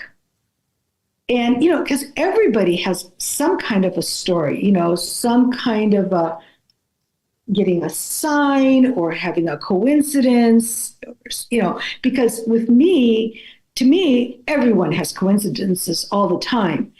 But the key to the coincidence is to take action. If you take action, you might get a miracle, which is exactly what you needed just at the right time. Sure. Yeah. So my eye surgeon says, she said, well, she goes, my husband and I had to go to this gala, and I did not want to go. I was dead tired. I had abnormal number of surgeries that day. I was dead tired, but I had to go to the gala. So after the gala, she said, I had to take the babysitter home because it's my husband's rule never to be alone with a female babysitter. Sure. It's not a bad rule to follow. Yeah. Very wise. Yeah. I'll squash that. So she said, I was driving back home when all of a sudden I heard my grandmother scream, "Wake up!" And I came to, and I was heading into a brick wall. Mm-hmm. She had fallen asleep. So she was being taken care of. Her grandmother was watching out for her. How can you make that up? Right. Yeah. Yeah. Well, neither do I think that the children that saw Our Lady of Lourdes were making it up, you know? Communication is, I know that's a different category, but I was interested in what you said about the willingness or not of academics to endorse your book. I'm writing a book at the moment. We don't need to go into it, but it's a biography about an academic, and it just sort of, I thought this has got far less to do with science or with trying to understand consciousness. Actually, it's a great discussion between Lennox, you know, the mathematician, the Northern Irish mathematician. He's fantastic. He's amazing in debating fantastic. Dawkins, you know, and they get onto the issue of consciousness. And actually, you know, Dawkins is pretty good on that. I mean, you know, but it's an interesting conversation. People should look it up. But I just thought in your conversation about endorsing the book, that had far more to do with the politics of academic careers than it did with any science. That's why I said I'm so grateful that I don't have a PhD. I don't have a reputation to ruin, you know? So mine's already ruined whether I'm a PhD or not. Yours and mine both, Father. Sorry, but yeah. So I just thought I'd reflect on that. That is politics. You know, that's yes. You know, if I endorse that, then, you know, maybe my book won't sell, you know. Oh, actually, now I've realized it will. So now I will, you know. Right. I find that science has become a belief system. It's become a religion unto itself, not. And it can't sustain it. And the God is the self. I mean, that's how a lot of the materialist scientists work. So it's very encouraging and hopeful to hear that there are people like the individuals that you're referencing, Sophia, that are not taking that stance, or actually taking a stance against that kind of science, because I really think that is a type of fundamentalism, in the same way that we have the dangers of Christian fundamentalism and the horrors that produces. This is scientific or materialism fundamentalism, which is just as toxic, just as horrific. And very problematic, because what happens is when you close yourself off to all the possibilities, then you close yourself off to the truth, in my opinion. Yes. So, and I think that is what it's, in spite of this sort of writing a book to be so unattractive to me. Once I figured it out that the reason why so many things happened to me, and that it was because I took action and that I was open, that is when, I had to write the book to share that part. But, it was interesting because I was asked on a podcast, it was a radio show, and I was asked, somebody said, well, everybody has a coincidence story or a miracle story, but, there's just, you have such a volume of experiences. She goes, can you think about, how to explain that? And I found that really thought-provoking. And okay, I'll tell you, because there is also a statistic that says the more you believe, the more of these things happen to you. Mm-hmm. And I think it's a recognition of, oh, something bigger than me is going on here right now, So, so I think if I'm going to credit anyone, it would be my mother. Okay, so my mother, Greek was my first language. So she was extremely religious, but the kind of religious that sustained her spiritually, not just wrote, Yeah. And she never pushed that part on me. But ever since I was a toddler, she would talk to me about little baby Jesus and the little Virgin Mary. And she would, because in Greek there's a diminutive, you can make anything diminutive. Right. Right. And so what she did is she framed them as my friends. Okay. And so like, oh, Sophia, if you, if anything you want, you can ask little baby Jesus. And, he loves all children.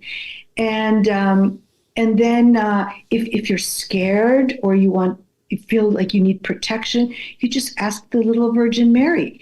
So what she did is she set me up to think that, communicating with unseen beings is perfectly natural, perfectly natural. Right. So, in my first book, because it's a memoir, it's chronological, but there are two chapters that, one is entitled Please, which is about prayer, and the other one is Thank You, which is about gratitude, which is the highest form of prayer. And those chapters, the miracles, are more thematic. And it basically, I'm not selling anybody anything. This is what works for me, So I just feel that, prayer is simply asking. Just asking, walking down the street, asking. And then when you get it, you say thank you. I say thank you all day long. And it doesn't, the gifts don't stop. Mm-hmm. So that's where I think it kind of, the seeds were but I think, Sophia, you've touched on something which I think ought to be named. Because your mum was Greek and Orthodox, I'm guessing, and I think that the Orthodox Christianity has its own foibles, of course, but it is my experience of it. I've spent a lot of time around Orthodox Christianity with the Serbian Orthodox Church, which I know if you're married to an Albanian Orthodox, I'm not going there, but but they're much more open to mystical experiences. So Okay. the monks of Mount Athos speak to the saints as in the same room, you know.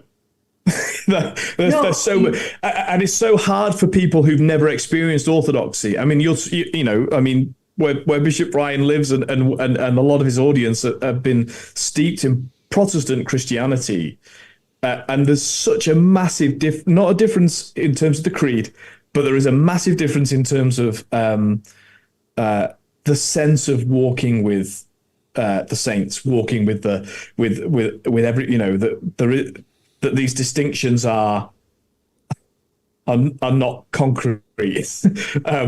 So I'm going to shut up and let you talk. But I'm interested in your reflection on that, on because it's very difficult if you've come from that environment to know, like, how much that's impacted you, or how much that doesn't impact other people, you know, who've not experienced that. And when you had say a mother your that was that environment, wise. what do you mean by your environment? So I mean, you know, having a mother that was wise enough and steeped enough in her Orthodox spirituality to basically communicate those things to you as she did, that meant it's as normal as anything to have this sense of those that have gone before us around us, you know? Well, okay, so you touched on something. So, you know, I don't know how it's okay to go into these tangents, but they're all interesting tangents, you know? So if I was to take Orthodox dogma, it is very similar to quantum mechanics. Mm-hmm. Mm-hmm. Okay. Yeah. I see it. And you know, omnipresent, you know, omni. But I have to tell you, so you have these popular physicists going, like Michio Kaku, going on YouTube. And very soon we're going to be able to time travel and bilocate and dematerialize and rematerialize. And I'm like, look, yogis have been doing that for centuries, you know, like, well, I had heard rumors that the monks in Mount Athos bilocated. Yeah. But they were rumors, right? You know, I mean, I okay. And then I heard that this group of Russian Orthodox monks off the coast of Alaska did the same thing. Mm-hmm. So I spent 2 months trying to research this. And there is a book, it's called The Silence of the Mountain, or The Mountain of Silence. Okay, by Kyriakos is the last name, the first name, forget that. And he went to Mount Athos. And the stories were really amazing, but they were hearsay, mm-hmm. but very, very similar to what Yogananda says in the autobiography of a yogi. I mean, very similar stuff. Mm-hmm. So just when I decided to let go, I wasn't getting any proof, I meet Abbess Ameliani. Okay, so in my on my website, sophiademas.com, I have this my influencers page, 8 people that I've had personal contact with that I consider to be mentors, and she's one of them. Okay, I'm going to tell you her thing, because she has a, actually go on the website and look it up. But it's a first-hand account of bilocation. Interesting. It's amazing. Unfortunately, my website will be down until Friday. But anyway, but it is just incredible. You know, so it's true. One of the things that I think sort of confirms, at least at the scientific level, the power and meaningfulness of consciousness is the double slit experiment. And you're familiar with that one, Sophia? Yes, I write about it in my first book. The first one. Okay. That, for those that might not be familiar, just very briefly, it determined, there was an experiment. I'm not going to go through all the details of it. It's a bit complicated, but it determined that a particle can become a wave, or a wave can become a particle based upon what a person viewing it determines it to be. So it's a wave until it's looked at, then all of a sudden it becomes a particle, which is kind of interesting because we have something in our universe that behaves just like this, and it is video games. Because when you're doing some of the games like today, these massive games that have these massive maps that take place on, I play a game called No Man's Sky that has literally over 240 galaxies, complete with the exact number of planets that would be found in a galaxy. And these are all galaxies that are bigger than the Milky Way. And you're like, how could you ever put all of that into one video game that you download in just a few minutes on the internet? And the way it's done is through partly procedural generation, and then part of it is by generating images only after, or rendering images only after or only when you need them, which means that when you're playing in a particular space on a particular planet, then the game renders that location. Otherwise, it just exists in potential. So it's like a wave and a particle, right? The particle is the tangible, the wave is the potential, and this is proven. This was absolutely proven. And it was even proven with cameras, in the sense that even when you use the camera, the notion of being observed. So in my mind, I've always separated, and I think I don't want to split hairs, because I think it comes down to semantics, and people will use different semantics in various colloquialisms and whatnot. But I've always made a point with my students anyway to separate the difference between consciousness and awareness. I think awareness is a fundamental property of the universe. I think consciousness is what the brain individualizes, I guess you could say, from the awareness that is of all things. I think it's an inherent property of the universe. Otherwise, I don't think we could have it. I don't think the universe can produce anything that isn't already inherently a part of it.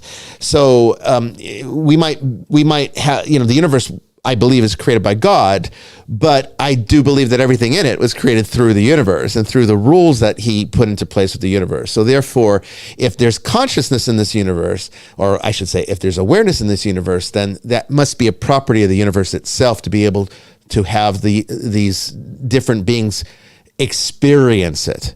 And so I think all of it's awareness, and I think consciousness is the individual aspects of our connection to that fundamental property. So it makes me wonder then,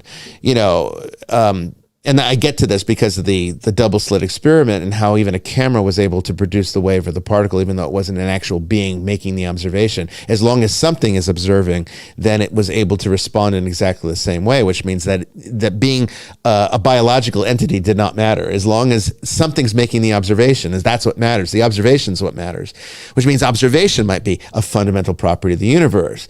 And so I think the universe is looking at itself. I think the universe is aware of itself, and we are part of that experience of it doing this. And so that might help, I think, some of my audience to kind of piece together what it is that you're talking about in your book, Sophia, and some of the things that we've talked about on the show before, which might seem in some ways contradictory, because, in Buddhism, there is a doctrine that is known as anatta, and that is it means no soul, but it doesn't mean, they don't use the word soul the way that we do as in the West, in the Christian sense, or the Western sense. Soul in the Buddhist sense is self, ego. It's self-identification, the fabrication that we create in order to get through life. That's not real. That's fabricated. That's fiction. That's something that is manifested through society and our expectations, and how our parents imprint these ideas into us, and then we kind of develop a self based upon that. That's all fabricated. However, Buddhism does recognize this thing. I believe it's referred to as the alaya, this fundamental energy that is intimately connected to the universe itself, which is sort of the truth of our being. And that is what experiences things like these higher realities in Buddhism, like shunyata, and eventually, nirvana, or the blissfulness of the extinction of attachment. However, that as it may, I'm getting a little too esoteric. What I find important to isolate here is that how are we, because you said that when, in your experience and what you've been able to determine, when we die, we know we're dead, and we're as aware of ourselves as we are right now. How much of that is coming into focus, or helping the universe or God helping us to come into focus with the truth of our existence? That could it be that this is part of the transition process to returning to heaven, in which I don't think that individuation will exist in the same way anymore, at least not until the resurrection of the dead, if we're going to use Christian theology as a model here. But what are your thoughts on that in terms of how this relates to Eastern thought and Western thoughts on the soul? Okay, I'm going to tell you about, in one of my chapters here, which was my experience. And it was an out-of-body experience I had through a guided meditation by an 85-year-old woman who I consider to be an ascended master. So, it's my friend's mother, and she invited me she was visiting from Canada and invited me to have this meditation. And she started by putting the attention to the base chakra.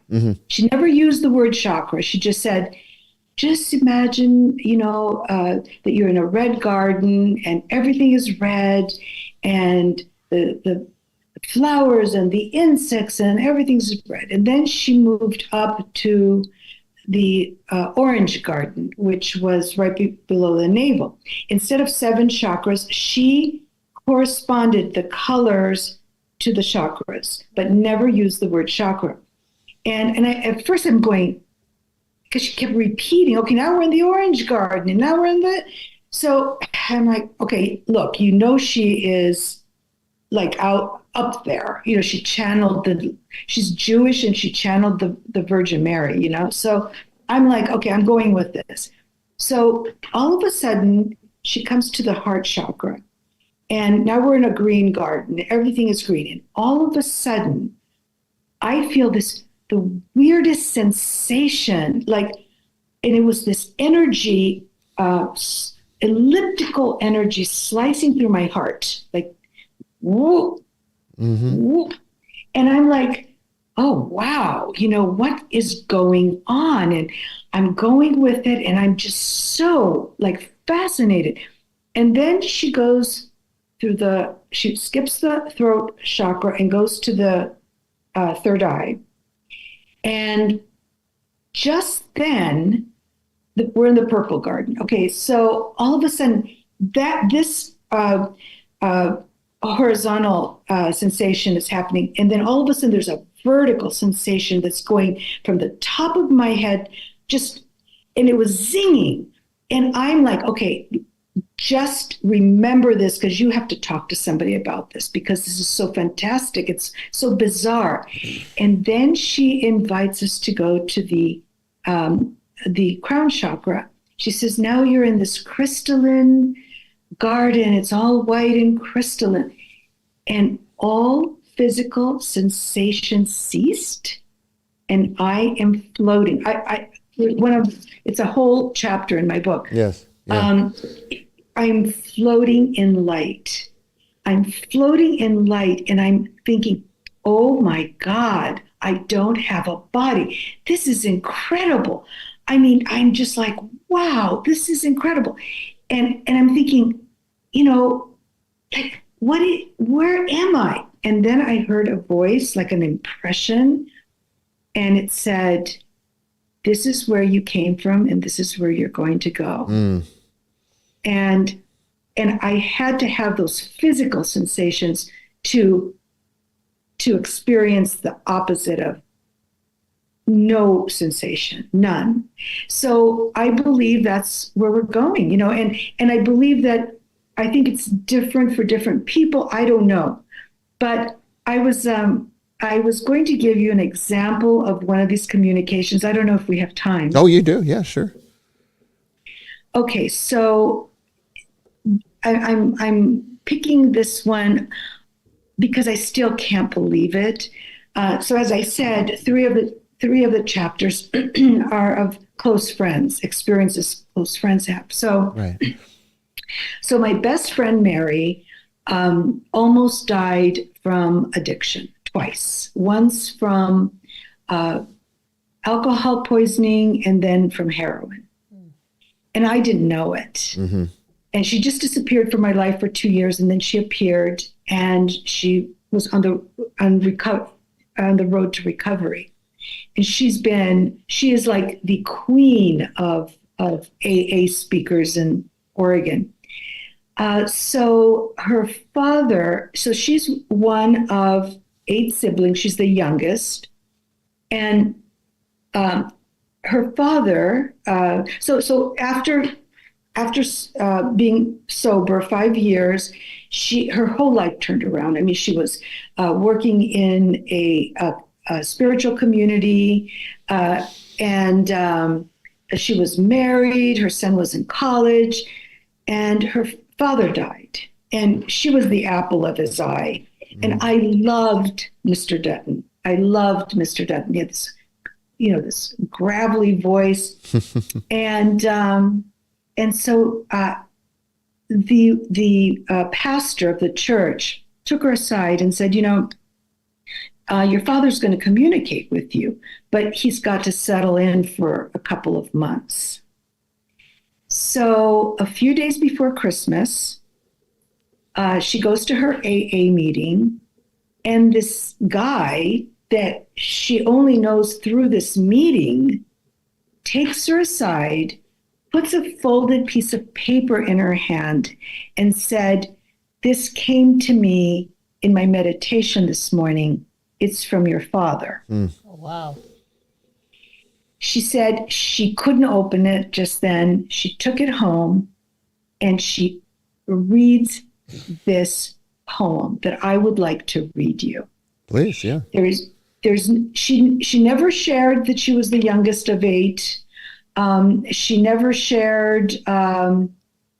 There's a number of things that she didn't share. One of the things, because when we were in college, I didn't know that she was addicted. I mean, I'm her best friend, but people that are addicted are extremely manipulative and just know how to hide. Mm-hmm. So she told me that if she could borrow $1,000 because she needed some money for her operation because she had cancer. I said, "Cancer? You're dropping a bomb like that?" Yeah. And so I thought, okay, how much money can I give her? Because I don't know why I thought this, but she may never give it to me back. So I'm not resentful. So I gave her $500. So I'm going to read you this poem. Okay. And if you knew this man, if he was to write a poem, there's nothing roomy about it, like anything flowery that Rumi would write. Right. This is Mr. Dutton, okay? Okay. So, and it was titled, My Youngest Child, Mary. A season of joy is upon us again. A little Savior was born in a faraway land. His life started meekly without much fanfare. A few came to see him from lands far and from near. I'm reminded of a child, a little girl from Eugene, who blessed all our lives when she arrived on the scene. The youngest of 8, my little girl with a smile, one that could capture your heart from over a mile. As the years went by and we grew apart in time, I hoped and prayed you'd survive, dear youngest child of mine. The years rolled on. Phone calls sometimes came at night. Hello, Daddy, you'd say. Need some money. An operation will make it right. She hit everybody. Your behavior all changed, though, one special day in May. I'm so grateful now that I continue to pray. I asked God to watch over you, to keep you safe and sound.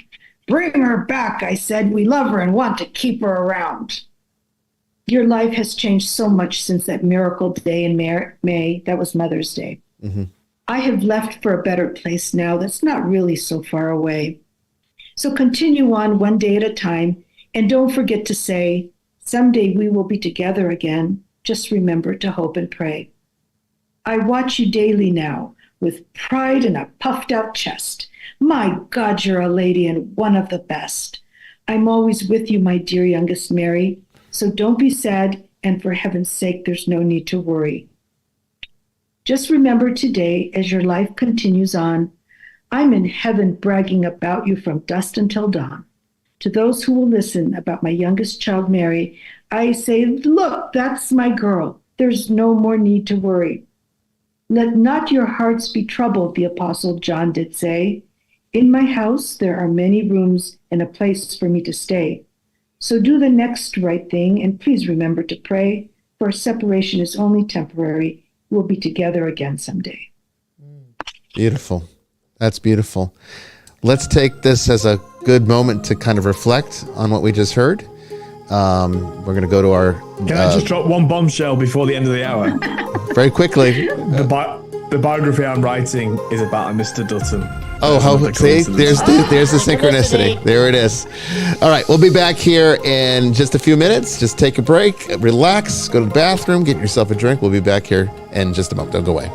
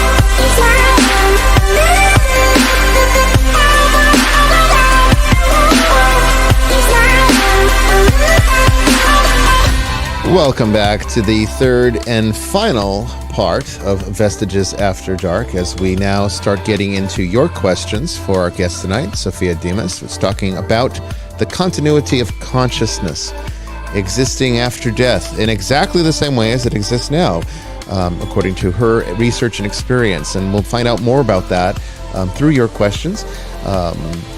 Coming up here, if you want to call into the show, which is really the best way to ask your questions, the number you can call is 718-362-6380. That's 718-362-6380. Remember to enter PIN number 855-4111 to be placed into the queue. That's 855-4111. International callers can call on Skype free of charge by just dialing Eye of the Seer, EYEOFTHESEER, and we'll bring you on. You can also, of course, ask your questions in the chat room. Start asking them now. We've already collected some of them over the last hour, and we'll get to each and every one of them that we have time for, which we should have time for all of them. But if you have more questions, log them now, and our moderators will get them to all of us here on the air. We'll be back in just a moment. Don't go anywhere.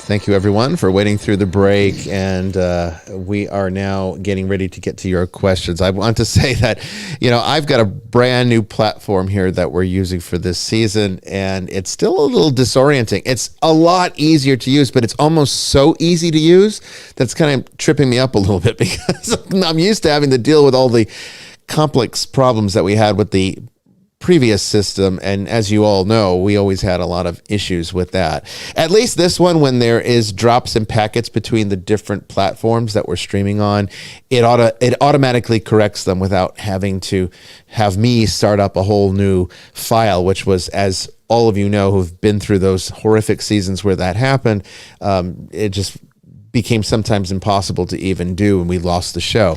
So this is much better, believe me, but it is still a learning curve a little bit. So forgive me if I'm making some mistakes. I'm also having a hard time reading some parts of my screen. And so I might have to adjust the things a bit for the next show, but this is all a learning experience, all new. And like I said, we'll get also the simulcast to get to Instagram next week. I can promise you that.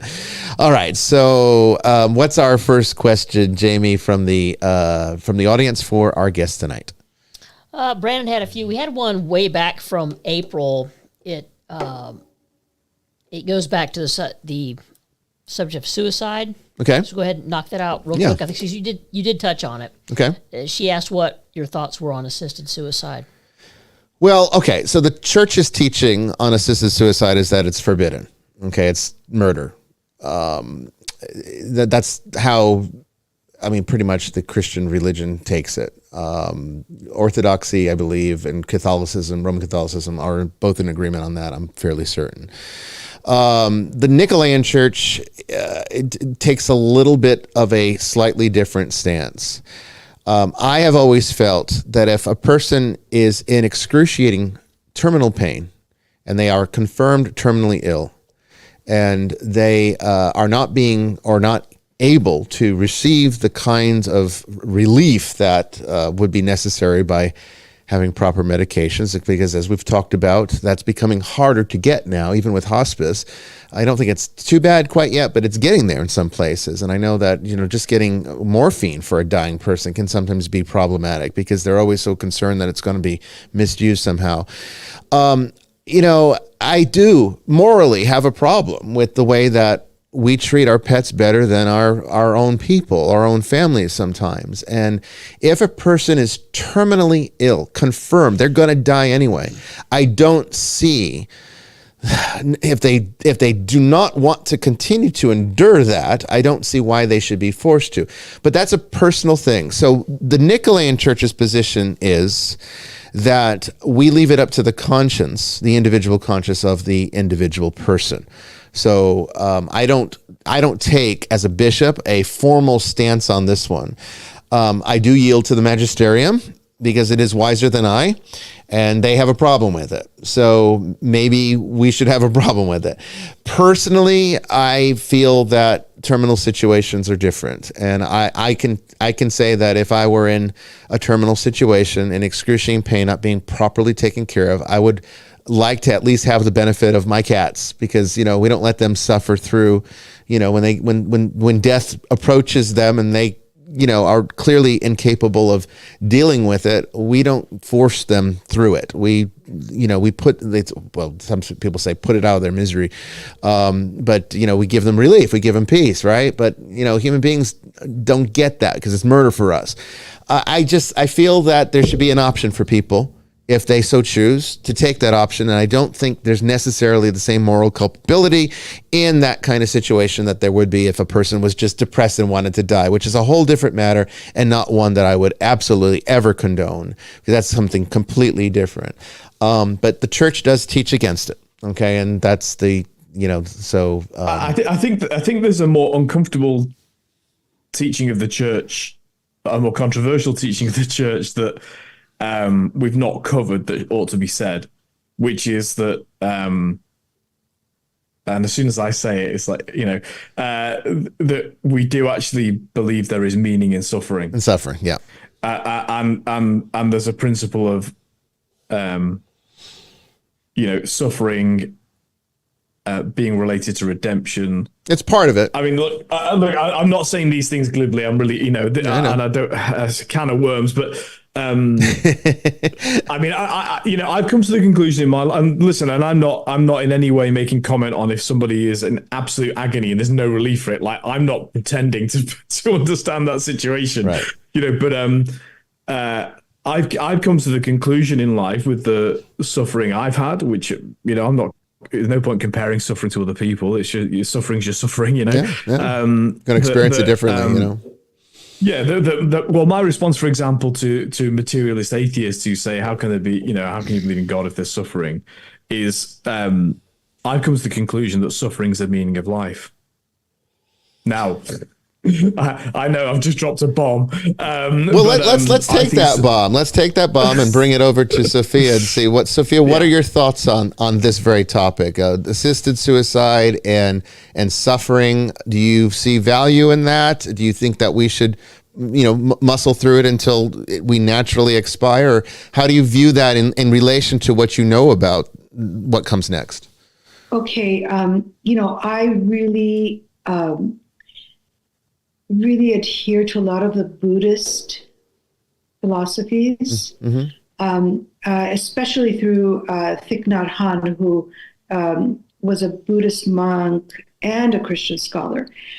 But personally, I'm just so not into suffering. I'm just not. And I don't feel like I know, I understand this thing about suffering bringing some kind of aha, but to me, I feel that there's so much to learn in life that I don't need suffering to do that. So if I am going to die, okay, if I'm going to die, what is the big deal of dying sooner than later? What is the big deal? The Greek church has this thing, we have to bury everybody, no cremation. Yeah. Yes. Yeah. Look, in the Bible, it says ashes to ashes. Okay, so why do I have to wait for 100 years to turn into ashes or whatever, how long? I can do it tomorrow. Ashes to ashes. It's about dying on your own If terms. it doesn't matter to you, why do you object?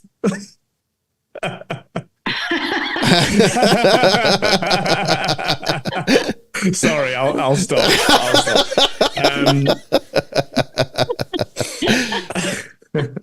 I mean, I can tell you why the church reached that conclusion, if you like. It's actually, you're right, it's got nothing to do with what you've suggested. I mean, it really doesn't matter.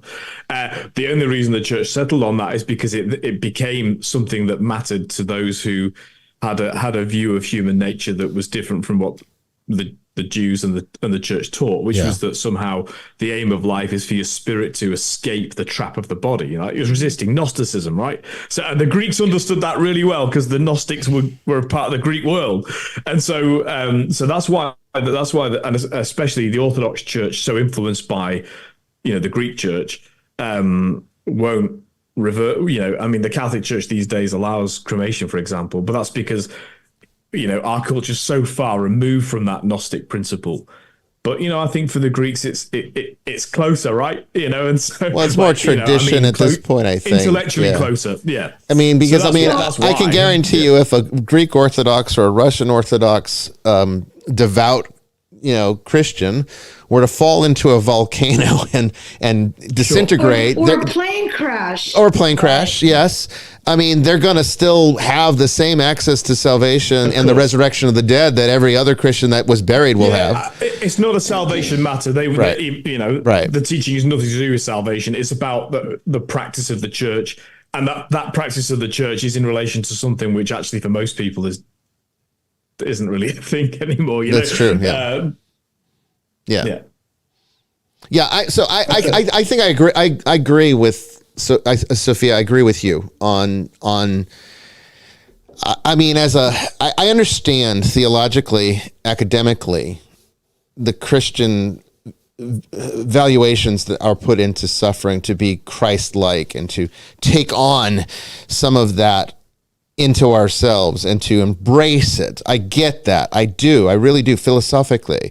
But at the same time, my experience with it has been very different. Like I said, I was talking about bursitis, which is a very minor thing, but it is an exceptionally painful thing. It was hitting it was the most excruciating thing I ever felt in my life. I did not know the human body could produce pain at that level. And I was like, well, if it can do this, what else can it do? How much worse can it get than this? And I can say in those moments when I had that, I mean, prayer went out the window, focus went out the window. I mean, it was like there was no benefit spiritually other than the fact that here I am in agony, not able to think about anything else. And I think I am very Buddhist in the sense that I do believe in the middle way. Buddha tried the extreme asceticism, and then, because he came from extreme wealth, so he had the life of whatever of absolute peace and luxury, and then he tried extremism, and it didn't help him. It almost killed him. So the middle way was how Buddhism approaches these things in a pragmatic sense. Christianity doesn't have that in the same way because it does attempt to bring the Christian closer to Christ by emulating every aspect of his nature, which suffering was a big part of it, and the purification. Which includes him refusing the drink. The drink, yes, the cross, absolutely, which would have ameliorated his agony, and so look. Yeah, it's hard, and yeah, I agree. When you're in absolute acute pain, you don't learn anything during that process. And see, that's what I'm trying to say is that but after it though, you now know what that feels like. And so, you now know what it feels to not be in that, to value the fact that you're not in that. True. Now, but I would like to also have the peace of mind to know that when I am dying, that I can face it cognizantly and not be so consumed by such excruciating pain that I cannot face death in the best possible way. And I feel extreme pain like some cancers can produce could interfere. And the same thing goes for drugs, because being highly drugged out to alleviate the pain could also inhibit my ability to die well and to die cognizantly, which, as a former Buddhist, was not really a former Buddhist. It's kind of like I sort of am a Buddhist Christian, I think, is how I look at myself. I think there's a lot of perhaps even more importance in being able to die well by dying with one's eyes open and being able to face it than it would be to be so consumed by some physical experience that I'm not able to now focus. But we can't always choose everything in life. We certainly can't choose, exactly. Even if we hold with euthanasia, we can't choose how we die. Really, I mean, no. I live in the state of New South Wales, which is legalized what they call voluntary assisted dying. I love these euphemisms. Wow. I used to work for a senator who was a libertarian, and he was in favor of it, but he didn't call it euthanasia. He just called it suicide. Yeah. Well, there's three different terms for it. There's euthanasia. There's euthanasia. There's assisted suicide. Then there's right to die, and they're all a little different. They all have slightly different meanings. I think right to die is perhaps what we're really talking about here versus euthanasia or even assisted suicide. I mean, assisted suicide, I guess, is kind of in the same category, because in order to do it safely, you would need somebody that's qualified to be able to administer, and then you push the button. And there's a moral burden you're putting on somebody else then as well. Yeah, well, yes, to the degree, though, that you don't have to push the button.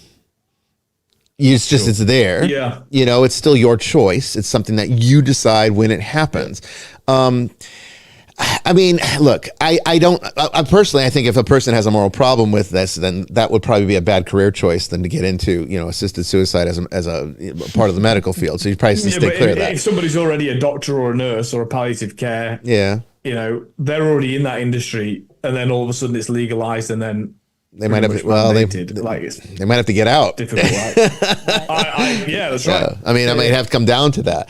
But There'll be some suffering for them, though, won't they? If they have to lose their that's jobs, it. That's it. And I fully recognize. Look, there's no easy answer to this for the Christian. There really isn't, because there's value to both sides of what we're talking about here. That's why as a doctrine of the Nicolaitans Church, it's left to the conscience of the individual, and we don't take it. There's a really important distinction: palliative care that might accelerate death, like taking morphine for pain. Yes, will bring on death sooner. That is not euthanasia. Correct. It's being treated for pain. That's different. The side effect is it accelerates death. And that is okay. In some ways, that's kind of an ideal for a lot of people. Well, it would be, yeah.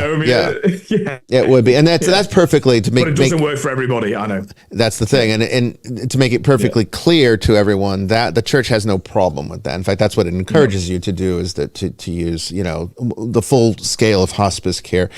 It's just, like we said, not always help. It doesn't always help everybody. Okay, what's our next question for Sophia? Mysticad 1. If we carry an element of those past within ourselves, how does that affect us in the long term? Also, what would the effects of an ancestral altar be in relation to this? Okay, so Sophia, we were talking before I'm not sure if you had joined yet, but we in the first segment, we take questions from that come in through email or through social media. And one of the questions that came in was talking about, we were talking about the suicide thing, and then we sort of went off on a tangent about the nature of consciousness. And I was talking about my experience in the paranormal field, dealing with things like EVPs and medium communication. It was about the Ouija board is what we were talking about. They said, if a Ouija board communicates with the subconscious, why is it dangerous to not close one? And I was talking about what's more dangerous than one's subconscious. I mean, it's the root of all evil, really. Every evil thing that happens in this planet comes out of one's, subconscious first, and then the conscious mind decides whether it wants it to act on it. But the fallen nature, at least in Christian terms, is seated there. So yeah, the subconscious is a very dangerous thing. However, now that being said, that a lot of times with these EVPs and doppelgangers was another question that came up. What we're seeing is that a lot of this communication that's coming in is actually being triggered by the subconscious mind of the person who's making communication. Not that the information is not valuable. It seems to be almost like the Akashic records, where there's like they're reading a database almost as if they can communicate with a sentient database that sort of stores the personality and the memories of the individual that they're connecting to. But it seems to be more of a recording kind of thing that's interactive than it is a physical person in many cases. So that's kind of besides the point. But what she's referring to is that I said, in my experience, what it seems to be is that when a person dies, the ego reality that we interacted with, which is the part that we tend to see in other people, seems to live on in the minds of those who are left behind. And the subconscious mind can actually project those out in very real ways, and they become thought forms. Buddhists would call them tulpas. And they can be almost hauntings. They can produce hauntings. And I think this is actually what ghosts really are. I don't think that the spirits of the dead linger in the sense that, they don't move on or whatever. What I think it is that the ego reality doesn't move on because it can't. I don't think the ego is welcome into salvation. I think that gets dissolved, which is consistent with Buddhist doctrine and anatta and all of that. But what are your thoughts on I guess the attachments that in the true Buddhist sense, since you mentioned Buddhism and that you have a resonance with it like I do, what are your thoughts on people that are not able to remove those attachments and they die with that sense of not being free, not being able to move on because they're so attached to what happens to my wife, what happens to my children. I'm not ready to go. I'm not ready to get rid of myself. The fear that can happen.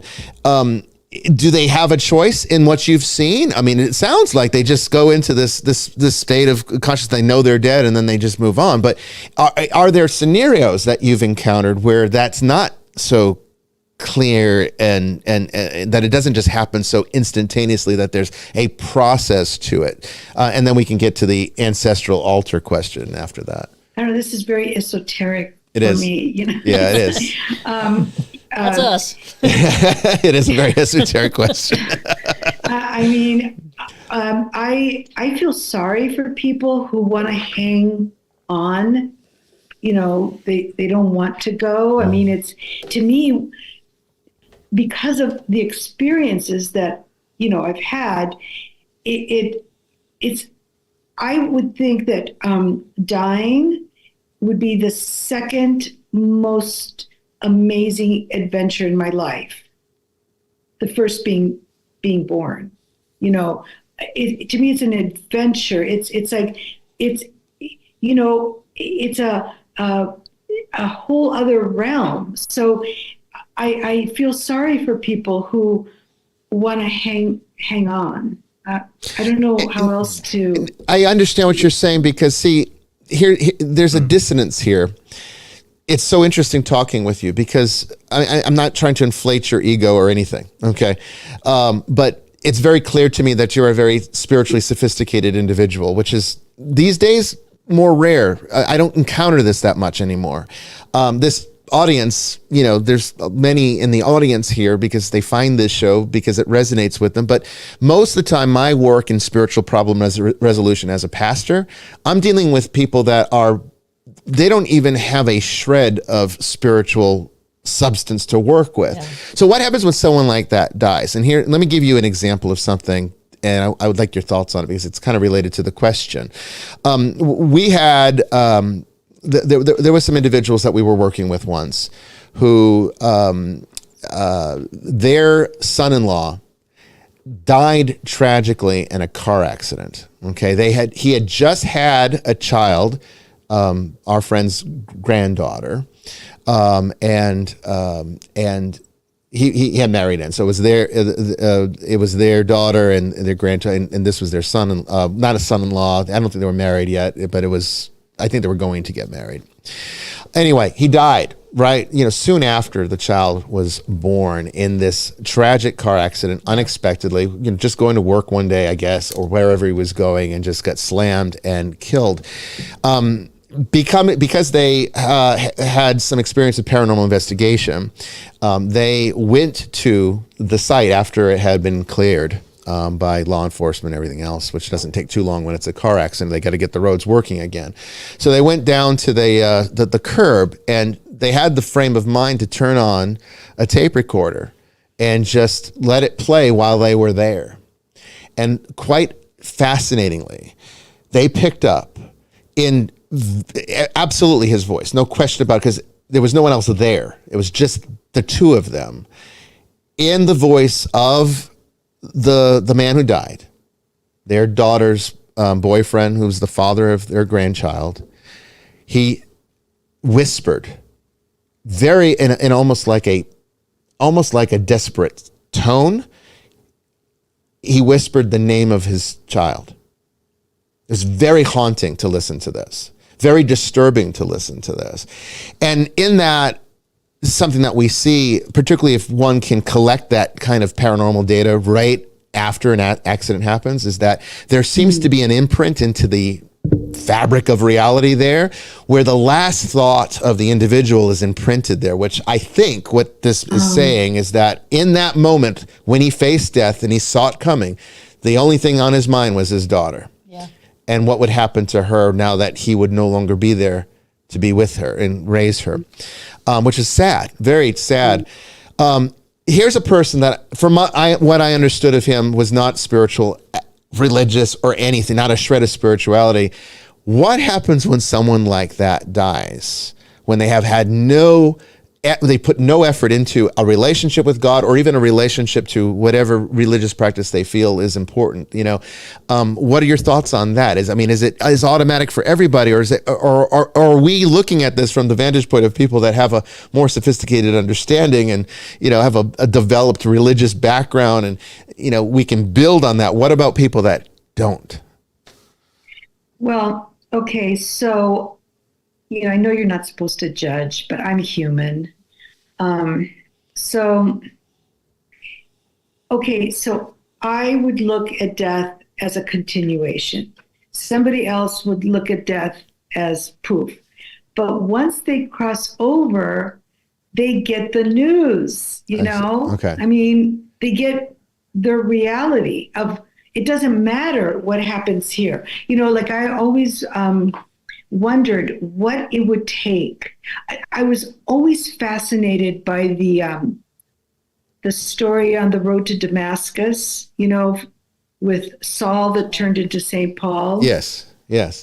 And I thought, okay, that's what it took. God, kind of takes a look at this guy and goes, I really like your energy, but you're on the wrong team, So he comes up with this, okay, this is what you need.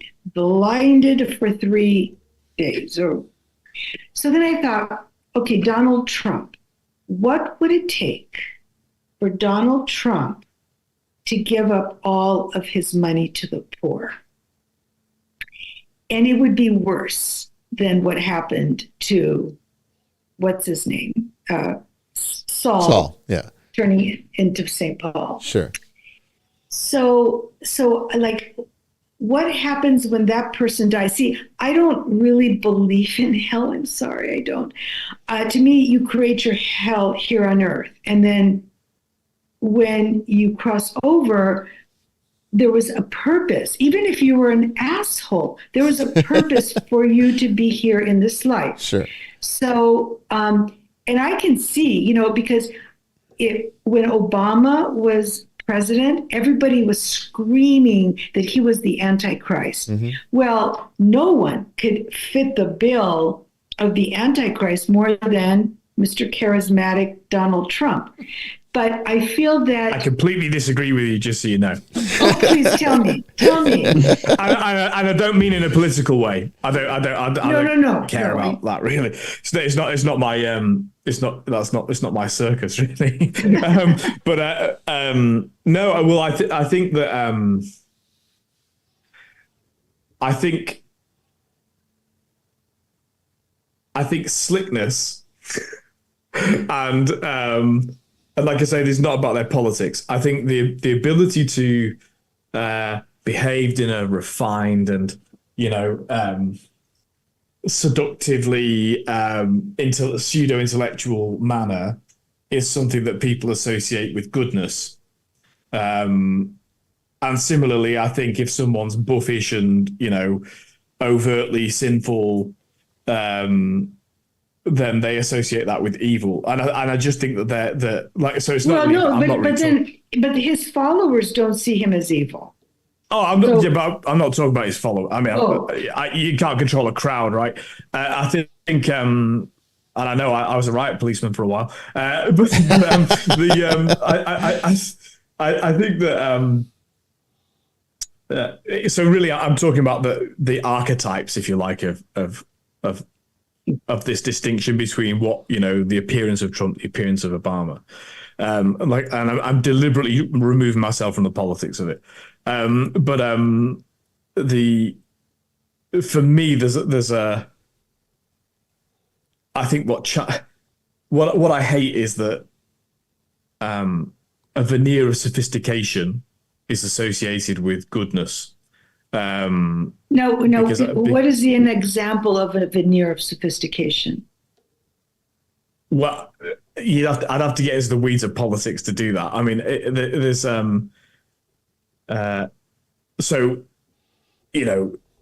Trump is seen as this big divider of people, but actually, all of the sort of the social divisions that were brought into at the forefront of politics, which ended up with DEI and all the other stuff. The separation of people by categories, right? Black, white, X. I mean, it's as old as time to do that, but it became particularly the focal point of the Obama administration. And so for me, even though on the face of it, you've got this sort of, they've got red or blue Americans, but the United States, all this sort of thing. Actually, simultaneously, there was a deliberate attempt to categorize people. And so, I actually don't think either of them are virtuous, right? so that's why I'm not taking sides. I'm not saying one is better than the other. I'm saying that. If I could interject, I think I know what Sophia is saying, because, and I think what it is that you don't have this outside of the U.S., so you might not even have the kind of exposure that we've had here. But there is fundamentalist evangelical, mostly Christianity, there is this notion that's given in these end times type churches of there's a caricature of the Antichrist that is this very manipulative, vindictive, charismatic. Everybody loves him, but but he's not a good person. But everyone doesn't see that. Everybody sees him as a savior. And I can see how Trump could definitely fit that bill, because he kind of meets that sort of criteria. Of course, from a actual Catholic or Orthodox standpoint, the Antichrist is not an individual. It's all of us, right? We're all participants in being the Antichrist when we fail to live up to the standards that are set for Christians. That's Antichrist. But that's not how these. You're right. I was failing to understand. Because I always forget how dominated American. Just watch the Left Behind series with Kirk Cameron, and you'll know all that you need to know about American views on the end times, which is absolute religious bullshit. All of it. None of it is. But even the folk. I mean, it's particularly Protestant evangelical Christianity as well. There's something they're wrong about a great many things. But even having any sense of that. I obviously grew up in England, and Europe's the same. Australia's even more secular. So you're right. I actually was misunderstanding the characterization. I think the Omen. Have you seen the Omen, Father? The Omen series. Yeah. They kind of project what an Antichrist, kind of in the American sense. Sure. It's an American Christian church phenomenon that I don't see outside of the U.S. I don't think it exists outside. I don't think it does. That's why I can't. I can't. But Trump does. Trump as a caricature of himself does definitely meet those criteria that she's talking about. Sure. So I see what she's saying. But my point was that I mean, there was nothing, I didn't see anything that Obama, did that was evil, but yet he was characterized as the Antichrist, where here we see pure evil, pure like adultery, all of it.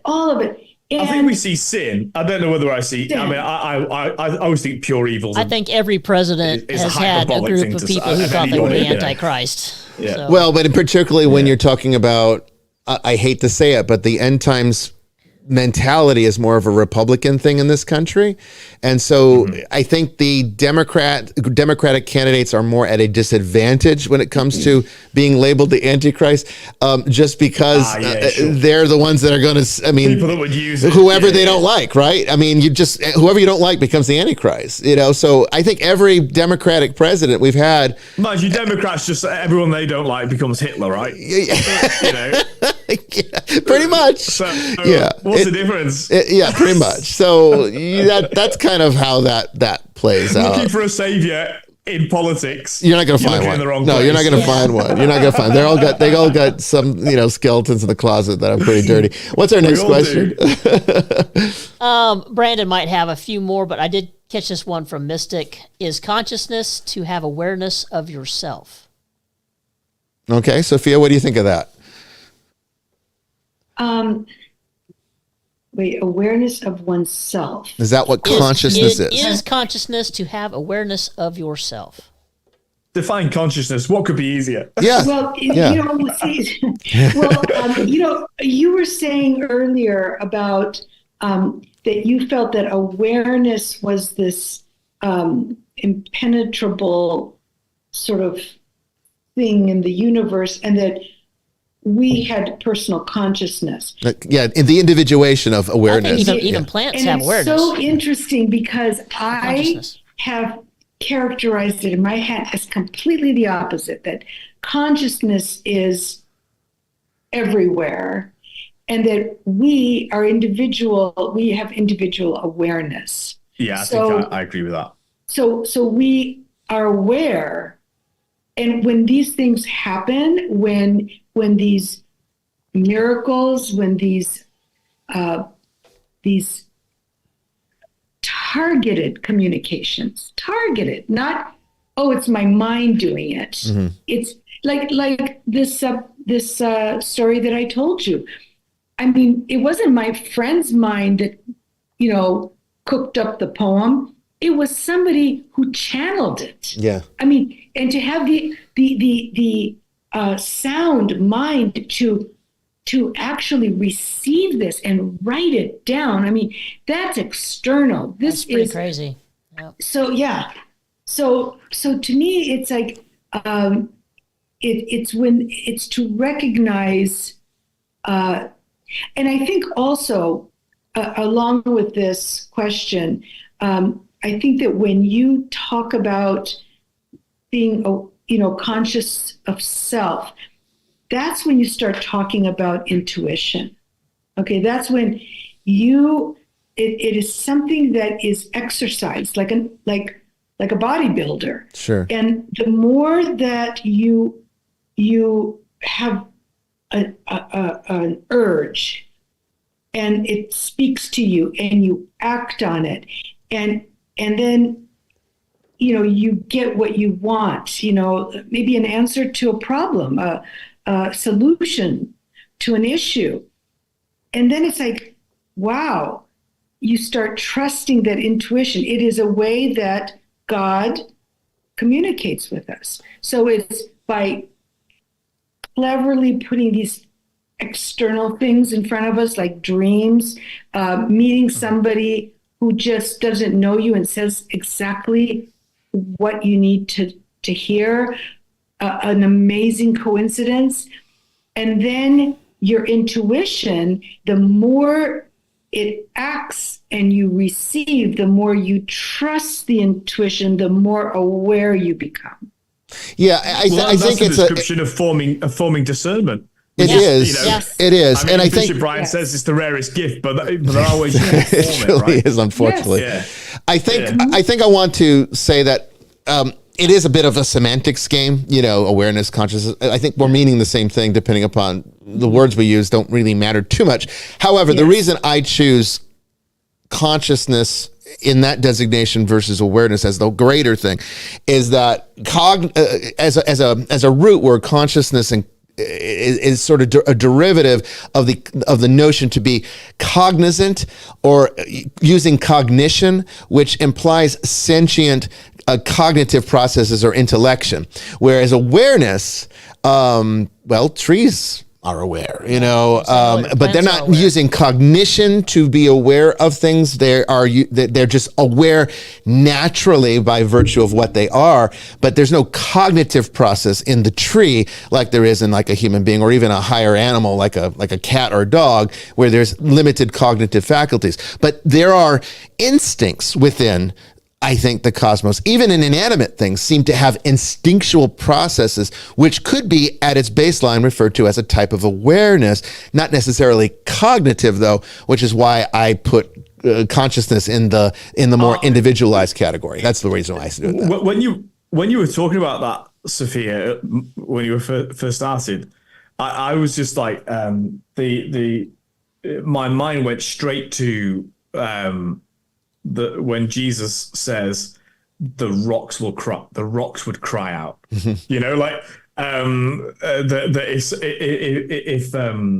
if people didn't recognize the Son of Man, like the very rocks would. Well, the rocks themselves would sing. I think it's more like scream out in Keeney Greek. Actually, would shout out. Yeah, it's shout. And so I was really like, because I'd never thought about it in the way that you described about the sort of. And I'll use it because we're not bothered about the semantics, the consciousness of creation. Yes. And I just thought, gosh, that's made that verse zing. It is biblical. It is. And I mean, it's actually when you even follow the process of creation in Genesis, it's very much implied that there is that God is infusing in His Spirit. Not just into there's something special and of course unique about human beings. However, the Spirit of God is present within the whole of creation. So therefore there is it gives glory to creation. It shares His glory with creation. And so there's the characteristics of the divine, which I would break down. I break God down to three primary characteristics, which is awareness, volition, and compassion. I think that is God. That's what we can find of God within the cosmos. Because if you're looking at things as a materialist would, as like some of these scientists that we've been talking about, that are strict materialists, those things should not exist at all, not even in us. There's no reason in a godless universe that does not matter, that's purely nihilistic, there is no reason that there should be volition, awareness, and compassion. Where do those things come from if not by the very divine nature themselves that we emulate, and we experience them a little bit differently. So instead of awareness, we get the individuation of consciousness, as I was using it in my semantics. Instead of compassion, we get the individuation of love, which is, I think compassion is higher than love, but most people don't experience compassion as easily as love. Love is usually their entry into the idea of compassion. They have to build to that higher one. And then volition gets reduced down to raw free will or instinct, will. Yes, it's not volition in the sense. Will. Yeah, will. You're right. Will. It is a corrupted free will. The freedom's been removed from it. Yes, because we're slave to our instincts, which passions instead of being fully volitional, where that's how God can be perfect, is that He can make perfect choices. So people feel free when they're disobeying God. When in fact, they'd feel way more free if they weren't. Exactly, that's right. Exactly. So hedonism just takes over. Exactly. And I think we can see those three qualities in everything in creation, not just in people or animals. I think they are in everything. I'm sorry, Sophia, go ahead. Sorry. No, but I remember, my relationship with God, I went through this sort of kind of turning away. It was my first philosophy class in ethics, and I thought, oh, you don't have to believe in, you don't have to be a Christian to be a good person. My ethics class, I mean, it perfectly described compassion, all these things that you said. Mm-hmm. And this has nothing to do with Christianity. And I was like looking at that. Yeah. Yeah. And then it was until I read Thich Nhat Hanh's book, Living Buddha, Living Christ. Oh, I have that book. It's a beautiful book. That brought me in the fold. Mm-hmm. So, you really don't have to be, you have this Aborigine somewhere, that hasn't really seen, is completely unaware of any religion. And if he puts his life, he gives his life for his fellow man, he is a Christian. Mm-hmm. Because Christians didn't call themselves Christian. No. Christ never said, worship me. He said, follow my way, and the parables and the teachings. So if somebody acts like a Christian, they're a Christian. Yeah, Christianity is an action, not a belief. I would add a caveat to that. I think because Karl Rahner wrote famously The Anonymous Christian, right? So Karl Rahner was one of the theologians that influenced the Second Vatican Council, and he described it exactly what you've just described. You've got an Aborigine. I happen to know some Aborigines. I live in Australia, but you've got an Aborigine who has not been exposed to the Christian Gospels, never, any of that. And of course, extend it further out.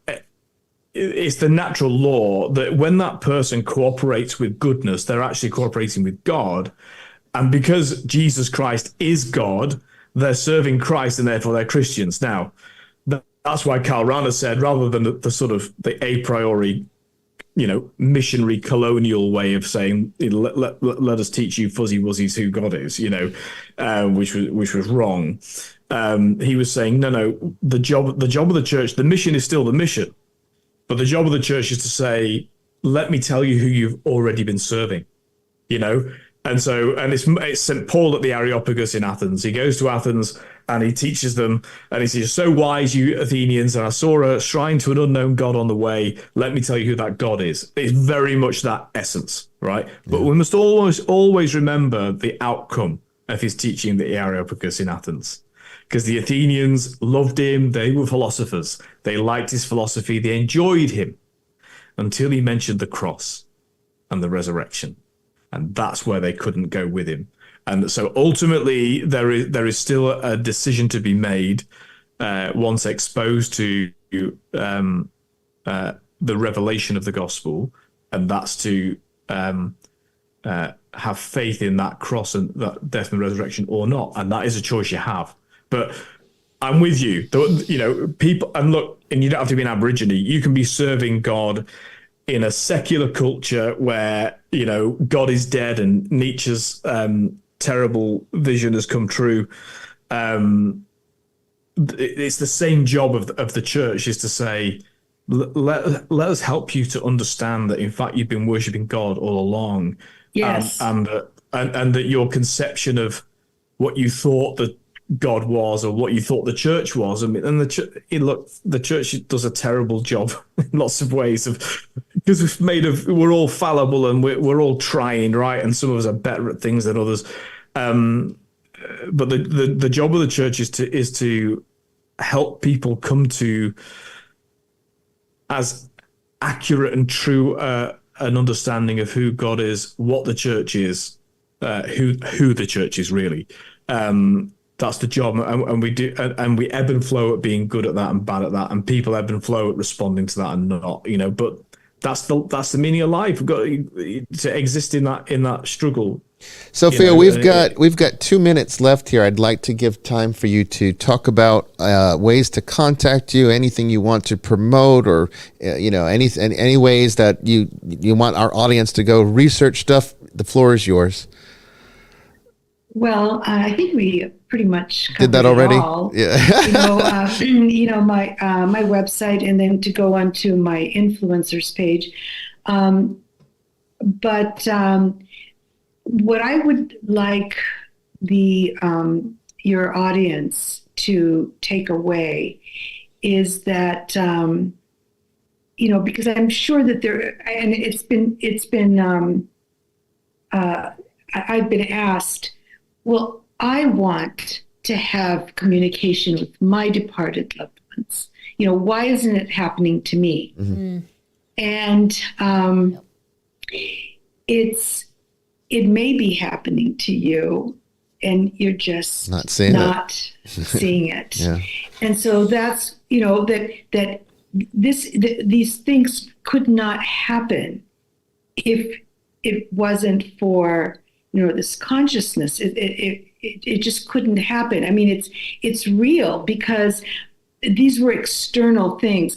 I did want to mention something that was pretty entertaining to me. But my first book, you're supposed to do, when you do your marketing for the book proposal, you're supposed to do, here's my target audience, and this is not my target audience.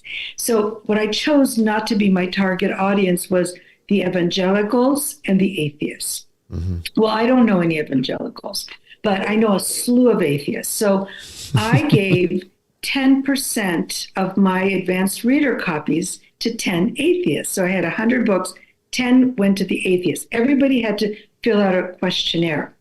So I was shocked. All 10 atheists loved the book. All 10 said that they would give a copy to another atheist. But all of them, in so many words, said, look, these are not miracles, okay? These are manifestations of your all-powerful mind that you cleverly seized the opportunity and you achieved. And these achievements are yours, and you have no business crediting God. Yeah. I think that is stranger than having a divine intelligence, that my mind is so powerful that I can create these external, not thoughts. I'm talking external things. So I just find it so interesting how people rationalize. Yeah. I